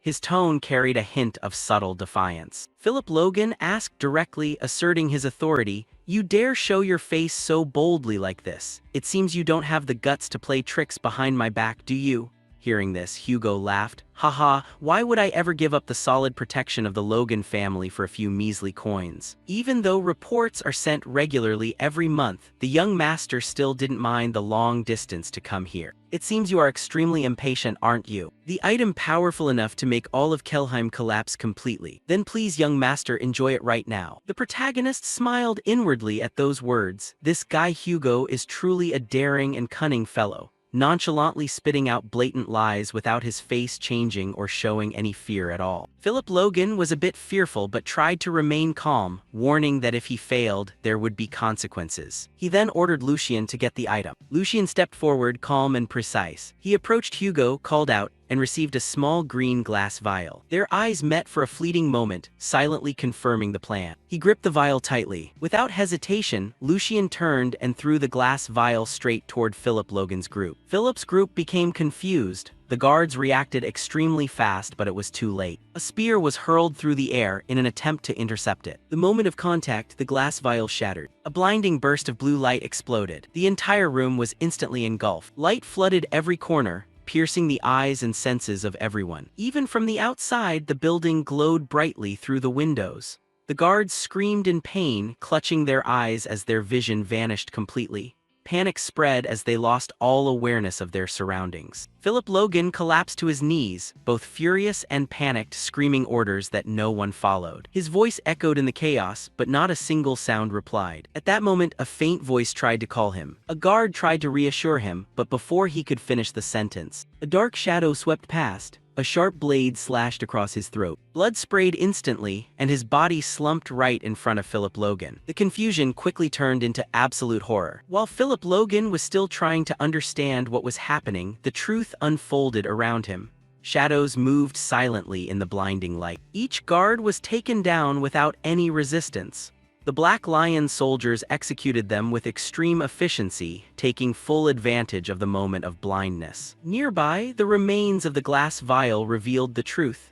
It was a flash magic stone, an expensive and unstable tool designed to release an intense burst of light upon impact. Rarely used due to its high cost and difficulty to control, it is absolutely unmatched when it comes to neutralizing enemy vision in an instant. Lucian's plan was flawless. In just a short moment, the entire escort was wiped out. The Black Lion captain took down the last one and then approached Lucian, calmly reporting, "All threats have been neutralized, awaiting orders regarding the remaining targets." Lucian stood in silence thinking. His father's words echoed in his head about heavy responsibility. At this moment, he began to understand. Philip Logan still knelt on the ground, in total panic. He screamed in despair, warning them not to approach and trying to assert his status as the fourth son of a noble house. His voice trembled. Authority meant nothing now. A Black Lion soldier stepped forward, declaring, "Your fate will be decided by the Grand Duke Baldec. Surrender quietly." That name hit Philip Logan like a bolt of lightning. Fear consumed him instantly. He realized he couldn't let himself be captured. He screamed for the guards outside to protect him, but there was no response. The silence confirmed the worst. Everyone was dead. Lucian calmly observed the scene and concluded, it was all over. Despair forced Philip Lager to scream out one last name. The exact moment Lucian heard that name, his expression completely changed. A girl stepped out. She moved toward the sword lying discarded on the wooden floor. With a precise flick of her foot, she kicked the sword up into the air and caught it cleanly. Her aura shifted entirely in a split second. Lucian watched intently, realization slowly setting in. The stance, the timing, the control, everything matched perfectly. It was undoubtedly Felicia. Philip Lager stumbled forward in pure panic. His breathing ragged as absolute terror took complete control of him. Abandoning every last shred of dignity, he rushed straight toward Felicia as if she were his absolute final hope for survival. He begged her to save him, promising absolute obedience if she could just get him out of this place alive. Felicia didn't offer a reply. She stood perfectly still, her figure partially swallowed by the shadows, her face entirely devoid of emotion. Her silence only sent him deeper into panic. He kept urging her, demanding that she say something, still harboring the delusion that protecting him was her sole purpose for existing. But that delusion shattered instantly. Felicia cut him off with a razor-sharp, freezing tone, ordering him to shut his mouth if he wanted to keep living. Her hand gripped the hilt of her sword tightly, taking a single step forward as she completely shifted her attention away from him. Her gaze locked dead onto the Black Lion squad, her irritation clear as she declared, "I have had quite enough of your stupidity." A Black Lion soldier sneered at the sight, mocking Philip Lager for hiding behind a woman without an ounce of self-respect. But the moment his eyes shifted to Felicia, his tone immediately changed.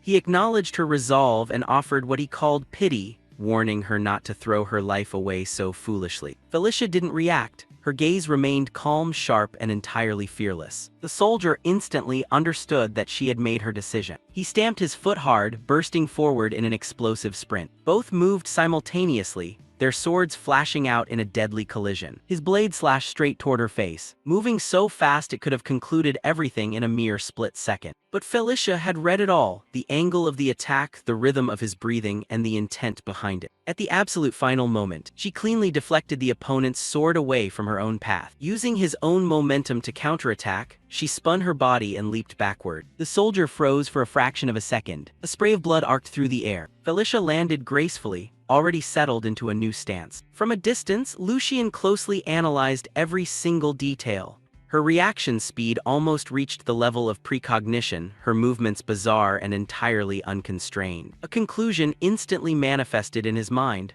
I've seen this style before. Memories from his past life surged forward, the mental image of a swordsman who stood completely above the rest, renowned for terrifying strength yet concealing themselves beneath an ordinary appearance. The realization became undeniable. Felicia was none other than the demonic sword, the illegitimate child who had abandoned her family, living under the male persona named Felix. On his end, the Black Lion soldier wiped the blood from his face. He silently admitted to himself that if his defense had been even a fraction of a second slower, his head would have been taken clean off.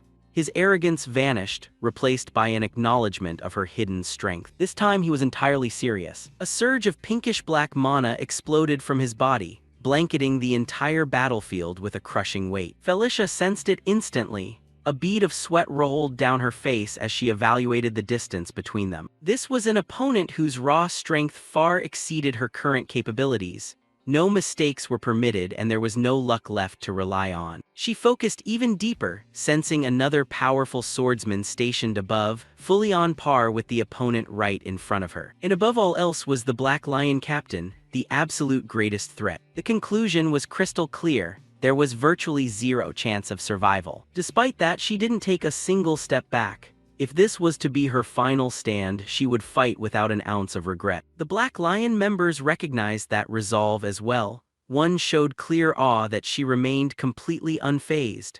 Another pointed out that she was facing pure killing intent without a single shred of hesitation. But Captain Raymond sensed something entirely different, something even he couldn't quite fathom yet. The air on the battlefield grew increasingly suffocating. The two lunged at each other once more, vanishing into blur and colliding in the blink of an eye. Their swords flared to life as the pink and green mana clashed violently, ready to conclude it all. Their eyes were locked, filled with absolute, unyielding determination. Right at the split second before the two blades could connect, Lucian stepped in, his voice cut cleanly across the battlefield with absolute authority, forcing both of them to a grinding halt. Their momentum broke in. They instinctively leaped backward to establish some distance. Lucian stood directly between the two, his expression entirely cold and controlled, declaring the match over right then and there. The Black Lion soldier immediately protested, reminding him that they had been granted full authority to act, and leaving Felicia alive would only create a highly dangerous enemy for the Valdec house. Lucian didn't flinch. He reminded them exactly who had granted that authority, acknowledging their concerns but calmly dismissing them.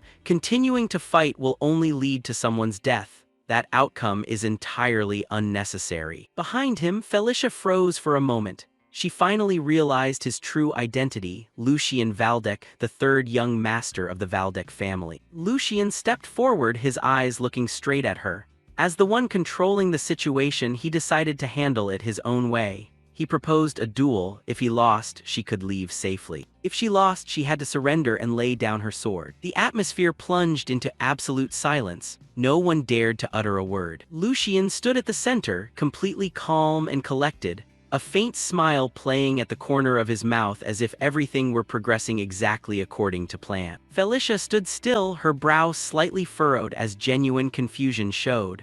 A duel with him at this moment sounded completely absurd. Before she could even offer a response, Philip Logan screamed out from behind.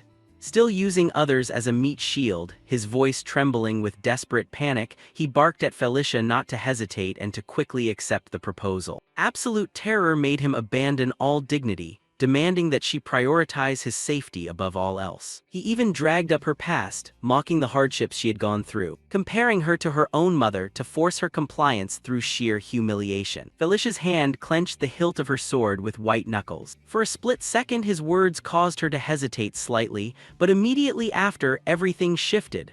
Lucian stepped in. Philip Lager froze mid-sentence, his brain failing to process as Lucian's pressure crashed down upon him like a mountain. Lucian's expression turned ice cold. He declared that a piece of garbage like Philip had absolutely no right to speak so lightly about the people who risked their lives to protect him, or about Felicia. His gaze was sharp as steel, warning him to shut his mouth. If you utter another single syllable, I will personally ensure your permanent silence. Lucian raised his head, addressing everyone present. I shall take full responsibility for everything from this moment onward. No matter the outcome, my promise stands valid and will be executed. Then he turned back to face Felicia, his voice stable and full of absolute authority. I am Lucian Valdec. I wager my very honor on this challenge, Felicia. Pick up your sword for your own sake. Immediately after, both assumed their respective ready stances. Nearby, the wounded Black Lion soldier watched with clear anxiety.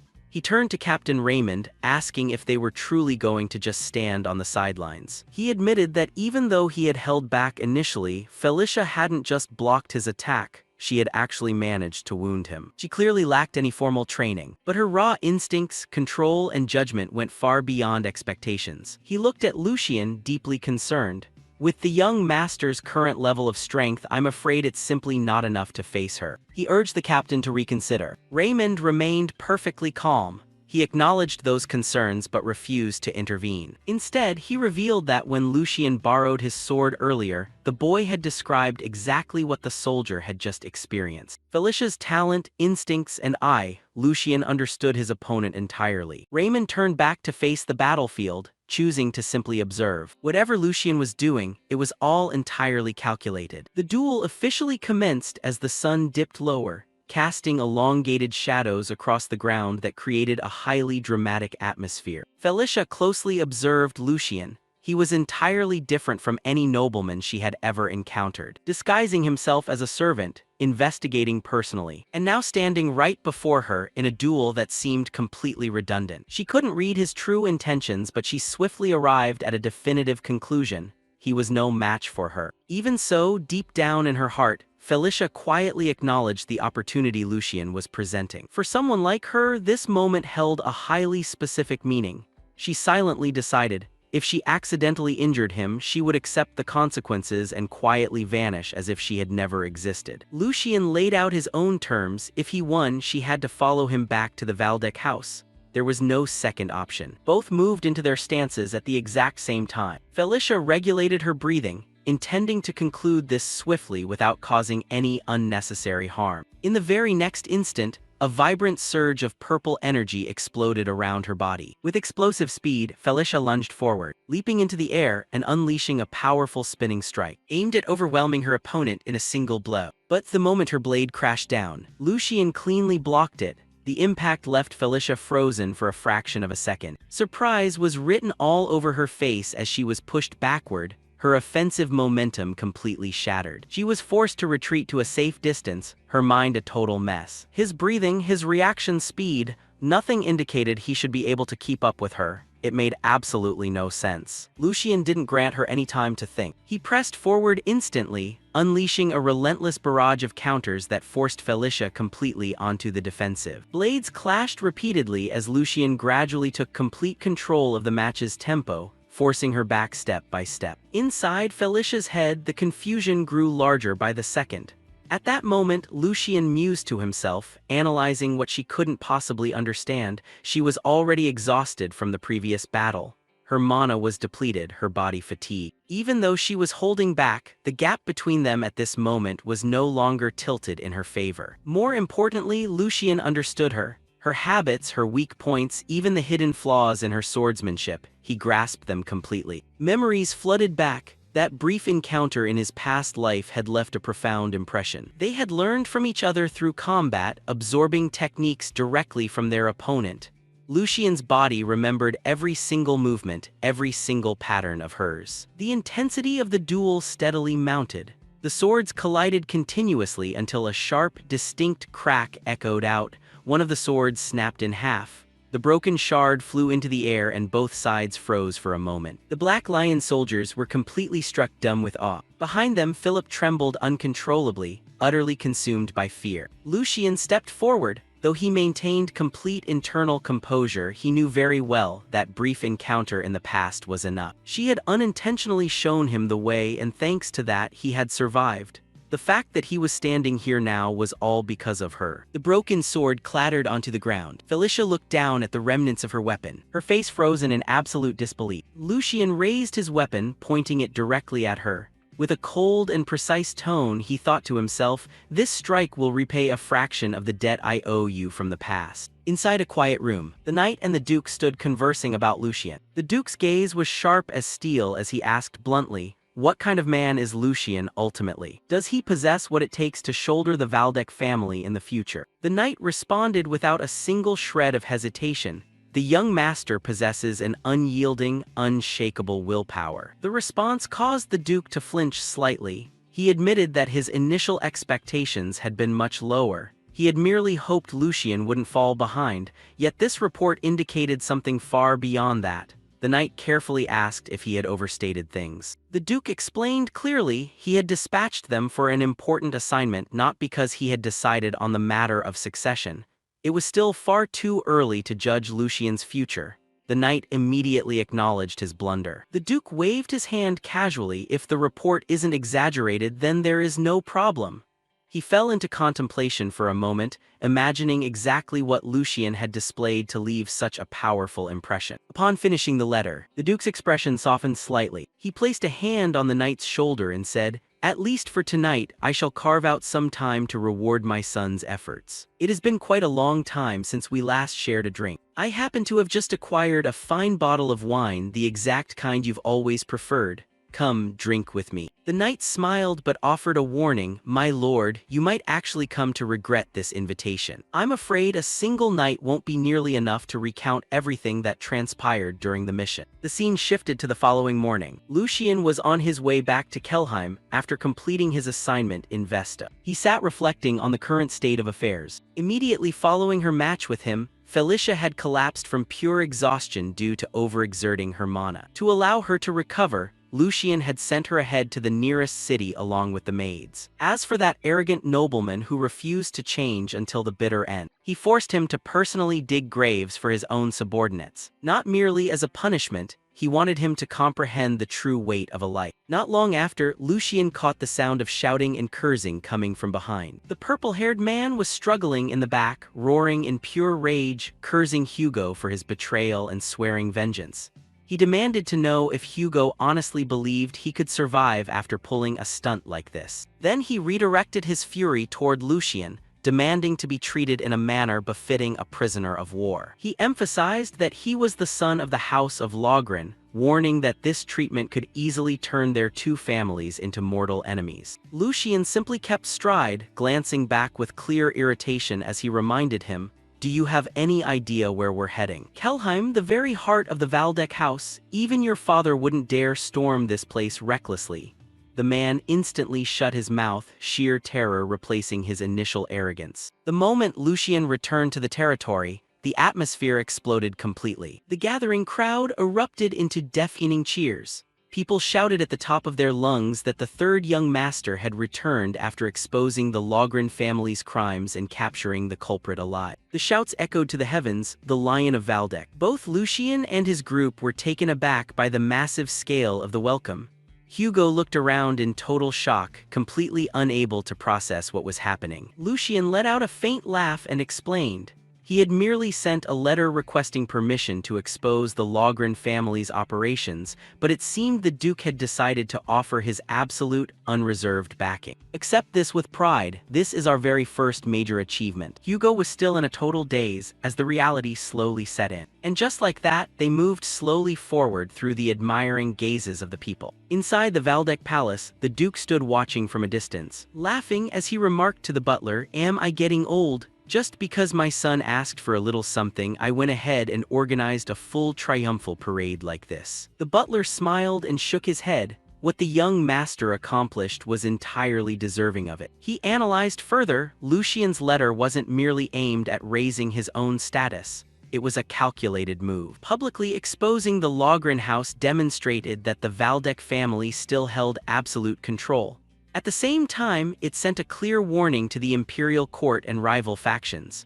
The Duke remained silent for a moment, fully acknowledging the truth of his words. Then his gaze darkened. The situation within the empire is becoming increasingly unstable. Forces once thought to be eternal are beginning to show cracks. Even the sun is no longer inviolable, and the lion's claws are not as steady as they once were. If we want to survive what is coming, we must sharpen ourselves even further. The scene shifts to Lucien's room. He collapsed onto the bed, finally letting exhaustion wash over him. For a moment, he allowed himself to relax, realizing just how much he had missed this feeling. After adjusting to the noble life, he remembered the Duke had scheduled a private report for tonight. He still had some time to think. Lucien began to review everything gained from the mission. Felicia had been won over earlier than expected. The victory parade had dispelled all doubts about his status. Hugo had a clear path ahead, and a connection with the Black Lion had been established. Everything followed in succession, forming a solid foundation that brought him closer to a position of power that previously seemed completely out of reach. The corners of Lucian's mouth quirked up into a faint smile. If anyone saw him now, they would surely shudder at the way he was calculating everything so coldly. He slowly stood up, his thoughts organized. Rest is over, a smirk appeared clearly. Now all that's left is deciding what to take from the Duke next. At the dinner table, Lucian sat with the Duke. Both ate while calmly discussing the recently completed mission.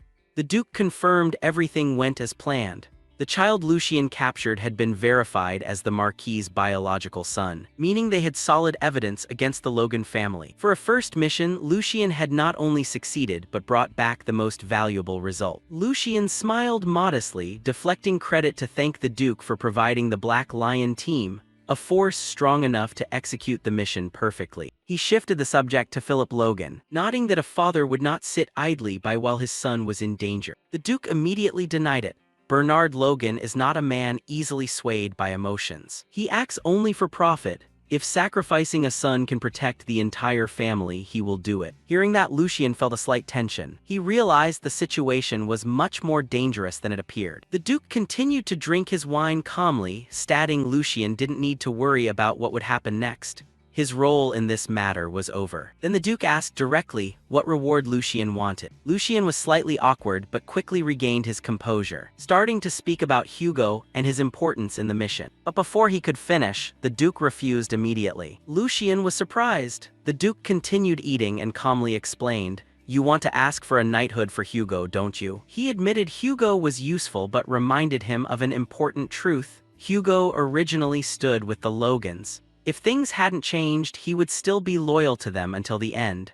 Therefore, he could not be trusted absolutely. Lucian argued that Hugo had helped them and achieved great merit. The Duke said seriously, "Knighthood is not something that can be granted just for a single achievement. A knight must prove his honor countless times." Lucian was silent. He had anticipated this result. The Duke suggested other rewards, gold or a new identity for Hugo. But becoming a knight was absolutely out of the question because the current timing was not appropriate. Lucian accepted the decision, calm on the outside but feeling guilty toward Hugo in his heart, silently deciding to repay him later. The Duke told him to demand something else, but it had to be reasonable. Lucian gave a faint smile and made a new request. "Allow Felicia to meet the Sword Saint, Sir Eisen Breitner." The Duke was astonished, his expression changing for the first time. The scene shifts to a high-security detention area in the palace. This was no ordinary prison, but a place for holding noble prisoners. Inside the room, Felicia sat alone. She quickly noticed the strangeness. She was being treated too well. There was food, medical care, and a clean living space.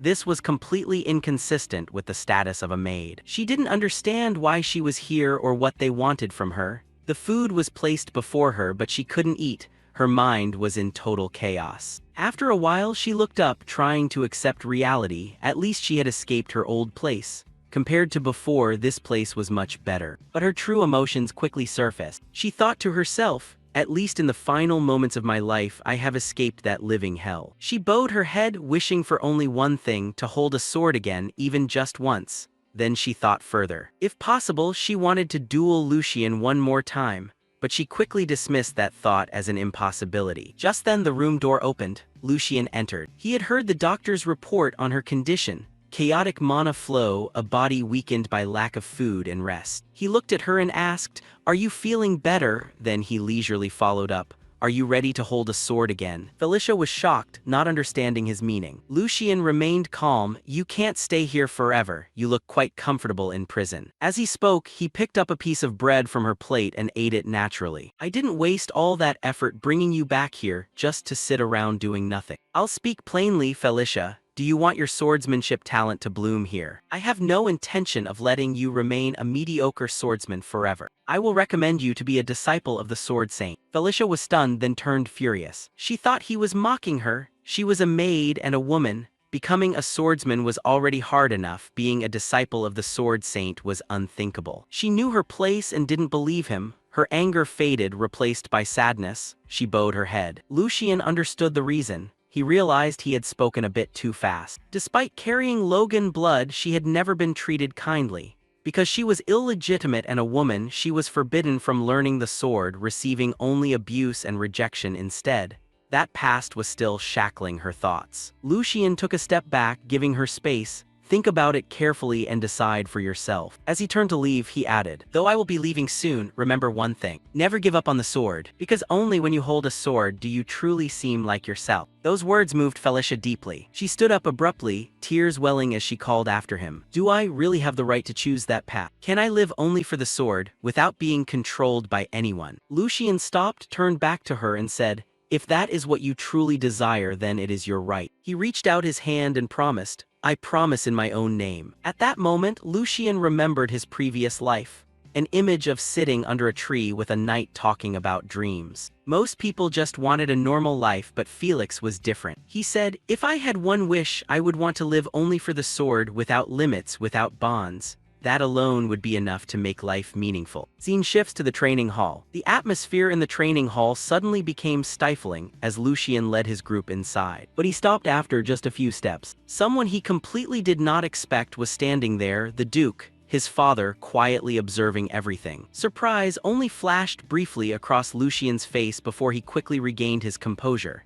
He stepped forward and calmly asked why his father had appeared. The Duke replied clearly, this meeting is not something I can ignore. The appearance of the Sword Saint alone is enough for me to be present. He nodded to everyone. Those around Lucian bowed respectfully. But the Duke's gaze quickly shifted to Hugo. He acknowledged Hugo's strength and recent progress, but deliberately reminded him that his past mistakes were still very heavy. Hugo didn't make excuses, he immediately admitted his fault, understanding that strength alone was not enough to erase history. The Duke continued to speak, making the atmosphere shift entirely. Despite knowing your past well, my young master still insisted on asking for a knighthood for you, even sacrificing his own reward. The words were like a punch to Hugo's heart. He realized Lucian had never abandoned his promise. But that joy was extinguished immediately when the Duke declared, I refused. Hugo did not yet have the foundation to bear a title. Granting it now would only crush him under the responsibility. Instead, the Duke demanded that Hugo prove himself. When he was truly worthy, he would personally confer the title. The refusal did not break Hugo. On the contrary, it further forged his determination. The Duke turned his gaze toward Felicia. He looked at her with a stern but expectant gaze. He reminded her of her origin, the path she had walked, and the risk Lucian took by standing by her side. The family succession was not yet decided. If she failed, Lucian would not just fail silently, he would be judged, mocked, and remembered as a fool blinded by personal desire. Answer me, are you confident that you are worthy of what you have received? Felicia was about to speak, but Lucian stepped out first. Of course she is, father. Not only that, her qualities are more than sufficient. With calm confidence he answered for her, they may laugh at my decision, they may think I am a fool, even Felicia may doubt her own value. But today all that doubt ends. He declared decisively, what everyone sees now is not the truth. Felicia is not who her outward status suggests. She is a rough diamond buried by circumstances, and today is the time for that diamond to shine. Then he turned back to remind the female swordsman, what are you doing? Hurry and state clearly that you are confident. Lucian's firm words changed the atmosphere. He realized his father's appearance was no accident. This was a trial not just for Felicia, but for himself as well. The Duke turned to leave, softly saying to the butler, the truth is about to be revealed. He ordered preparations for the meeting with the Sword Saint. Lucian bowed to thank his father. That moment reminded him of his previous life. Not long after, the atmosphere was sharp and full of anticipation. The Sword Saint appeared, his aura alone changed the entire space. The Duke stood observing beside Lucian while Felicia stepped out as the one being evaluated. The Sword Saint was leisurely at first, but when he realized the Duke himself was present, his gaze sharpened. The Duke stated clearly, this is not a mere formality. I have come as both a noble and a knight. I want to witness everything with my own eyes. He also declared he would not protect Lucian's honor, asking the Sword Saint for a completely fair and strict assessment. Lucian agreed immediately. Only a strict judgment makes my promise meaningful. The Sword Saint looked at Lucian for a moment, recognizing something familiar in that unwavering confidence. He nodded in acceptance. If you both speak with one mind, then I will perform this test with the utmost seriousness. Felicia stepped before the Sword Saint. A terrifying pressure engulfed her. Though he had not yet moved, his presence weighed heavily on every sense. She bowed respectfully and introduced herself. It is an honor for me to meet the Sword Saint. My name is Felicia. The the sword saint didn't care about the name. He drew his sword, a brilliant blue energy flowed along the blade, warping the surrounding air. He said briefly, "Names have no meaning here, only your sword can speak." He pointed to a wooden sword buried deep in the ground and demanded, "Pull up that wooden sword." From the stands, Lucian narrowed his eyes and realized mana had been compressed intensely and forced into the sword, making it unusually deep. Pulling it out with raw strength alone was almost impossible. Only precise mana control could do it. Felicia stepped forward and gripped the sword hilt. Doubt flashed through her mind, but she quelled it instantly. This was her only chance. She focused, blue energy appearing around her hand. She pulled hard, the sword was pulled out. Relief was evident on her face. She asked joyfully, "I have pulled the sword up, what should I do next?" However, the sword saint was silent for a few seconds before coldly replying, "Then there is nothing left to see, the trial is over." Felicia was stunned, not understanding why it ended so quickly. The sword saint grabbed her wrist, his gaze sharper. "The result is already too clear." He pointed out that she had forced the result by ignoring the proper mana flow, simply because she was afraid of pain. This was a reckless style of mana management, not respecting one's own limits. He remarked this was a flaw common in those with innate genius. Because you carry black lion blood in a female body, you indeed have talent. However, besides that, your stubborn nature is now the big problem. Is that explanation enough for you to understand? Go back and reflect on the lessons from the teacher who has guided you all this time. The first thing you need to learn is how to listen properly. Felicia bowed her head, her voice low. "Sir, I have never had a master. No one taught me, all I know is from watching and mimicking." She continued, "I don't understand mana circulation, control, or discipline. I only observed the flow of energy during battles, felt the changes, and copied them by intuition." The sword saint froze. This truth shook him more than any martial move. "You mean you realized all of that on your own just by observing, without any guidance? That is unthinkable. Didn't you just use mana circulation to pull that sword up?" Hearing him, she explained in confusion, "I only mimicked what my brother showed when he fought, sir. Because I felt the weight and speed of the sword change when the blue energy within him began to vibrate intensely." The more he listened, the more surprised the sword saint felt. What is she babbling about? Internal mana is not something that can be seen with the naked eye. Even I can't see it without direct physical contact. Furthermore, how can a person release mana, which is like a sixth sense, through mere will alone? Third young master, who exactly is this girl? He looked up at Lucian. On the spectator stands, Lucian stood there with a faint smile as if everything were playing out exactly as he had anticipated.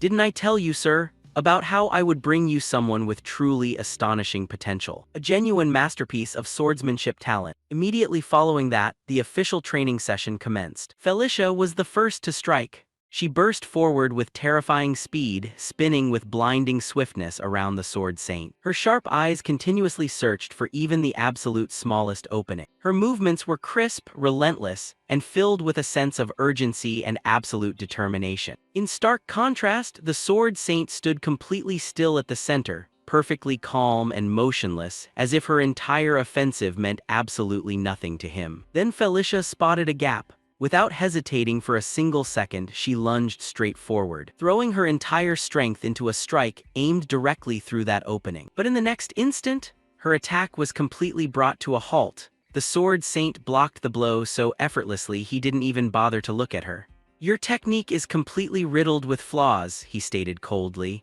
"Your blade is dull and your willpower is even weaker." Only then did he turn his gaze toward her, his eyes razor-sharp and unyielding.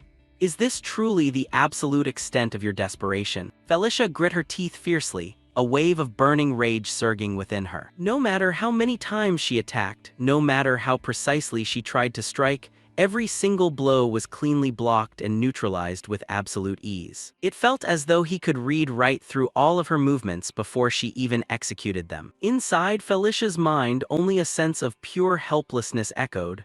"I've thrown everything I have into this." She squeezed the hilt of her sword tightly, doubt beginning to creep in, "Yet my blade can't even manage to touch him." The sword saint hadn't even shifted a single step. "Is this truly the absolute peak of the way of the sword? An abyss so incredibly deep that I can't even begin to gauge it." The gap between them was utterly overwhelming, almost suffocating. Despite that, Felicia had zero intention of giving up. Her eyes suddenly snapped downward, locking onto a loose flagstone beneath her feet.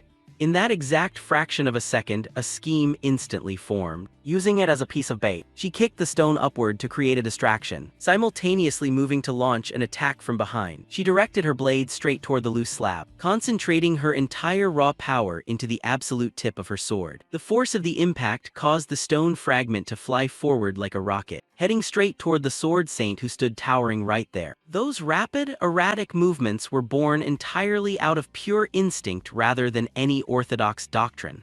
Observing this, the sword saint spoke up, his voice carrying a rare hint of genuine amusement. An unyielding fighting spirit that refuses to back down, even when crashing against a wall. Unorthodox ideas entirely unconstrained by formal experience. You are far from finished, Felicia. Her scheme had succeeded in a flash. Pour it all out. He continued, every single drop of resentment you've suppressed up until now. Then, using nothing but a single finger as if it were a razor-sharp blade, the sword saint sliced cleanly through the airborne stone, parting it into two halves with an almost unimaginable ease. Despite this, Felicia still didn't stop. She lunged forward, refusing to take a single step back, her body continuing to move under the crushing weight of his oppressive aura. Right in front of her, a massive surge of pure energy condensed, manifesting into the shape of a colossal, ferocious, and utterly terrifying lion. Catching sight of that, her eyes snapped wide in pure horror. The very air seemed to tremble under its immense weight. Then, completely out of nowhere, a hand reached directly for her sword. The sudden gesture caught Felicia completely off guard, a jolt of panic flaring inside her chest. Even so, she forced her body to react, tightening her grip on her weapon and striking out with absolutely everything she had left. At the exact same time, the sword saint stood his ground, his body unleashing an absolute storm of overwhelming energy. A faint smile played on his lips, as that power violently exploded outward in all directions like a tempest. Then, in an instant, everything went completely dead silent. The energy vanished and the atmosphere returned to absolute stillness as if nothing had ever taken place. Yet the sheer weight of that split second still hung heavy in the air. From above, Lucian and the Grand Duke silently witnessed the entire display.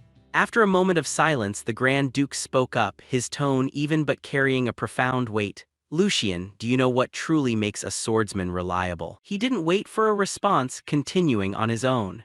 It is someone who has etched the price of endless, rigorous training deep into their very soul. A foundation forged through countless repetitions of pure monotony. Experience tempered on the battlefield where a single mistake means absolute death. The Grand Duke continued, his voice shifting subtly. However, there still exist those in this world who can clear that entire mountain of effort in a single leap. Individuals who shine as brilliant as the sun, possessed of a talent so absolute it forces the entire world to bow, exactly like that girl. The scene flashed back to the ground. Felicia stood right there, her sword held tightly in the sword saint's bare hand. Even though she had channeled her absolute entire weight into that final strike, he caught it effortlessly as if it possessed zero weight. From above, the Grand Duke's voice resonated downward. You made the right call, Lucian. Lucian looked down below, his voice firm and unwavering. If you hadn't trusted her, father, if you hadn't granted her this opportunity, that light would have been snuffed out a long time ago. This world is never short on geniuses, but they remain forever buried simply because they lack a proper platform to shine. Even though not a single scratch appeared on the sword saint's hand, he now looked at Felicia with an entirely altered gaze.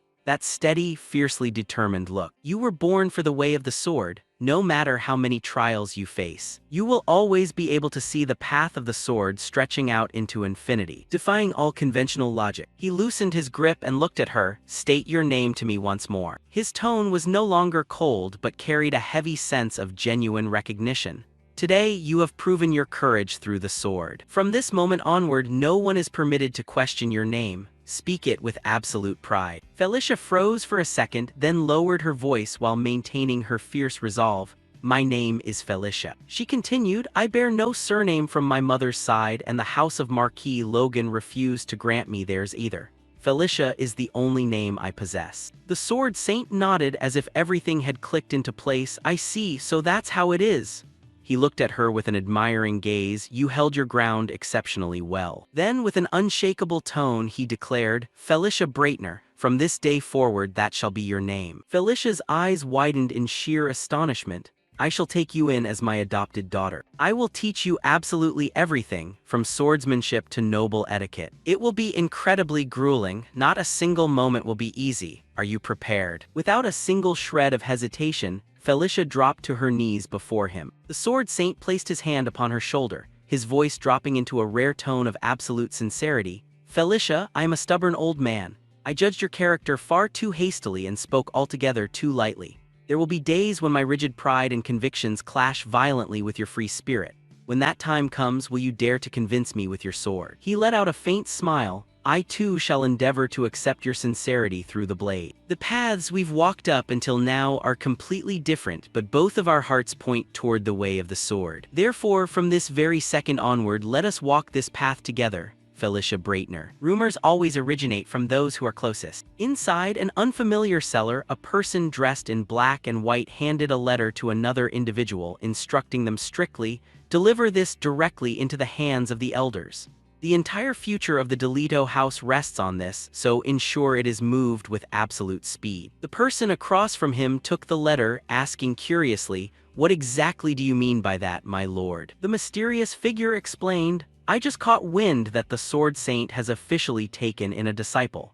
Historically, he has always maintained absolute neutrality in succession disputes, but his disciples' convictions might not necessarily align with the master's. If that child backed by the Sword Saint leans toward any particular faction, it is only a matter of time before the entire hierarchy of the Valdec family is flipped completely upside down. If the ship named Geordie that we've boarded lacks the capacity to carry the Delito house any further, then it is best to jump ship before it sinks completely under. Shift our focus toward the one who just scored a major achievement and brought back the Sword Saint's disciple. Shift our target toward Lucien Valdec. In another development, inside the Patriarch's study, Butler Edwin was busy reporting the situation to Sigmund.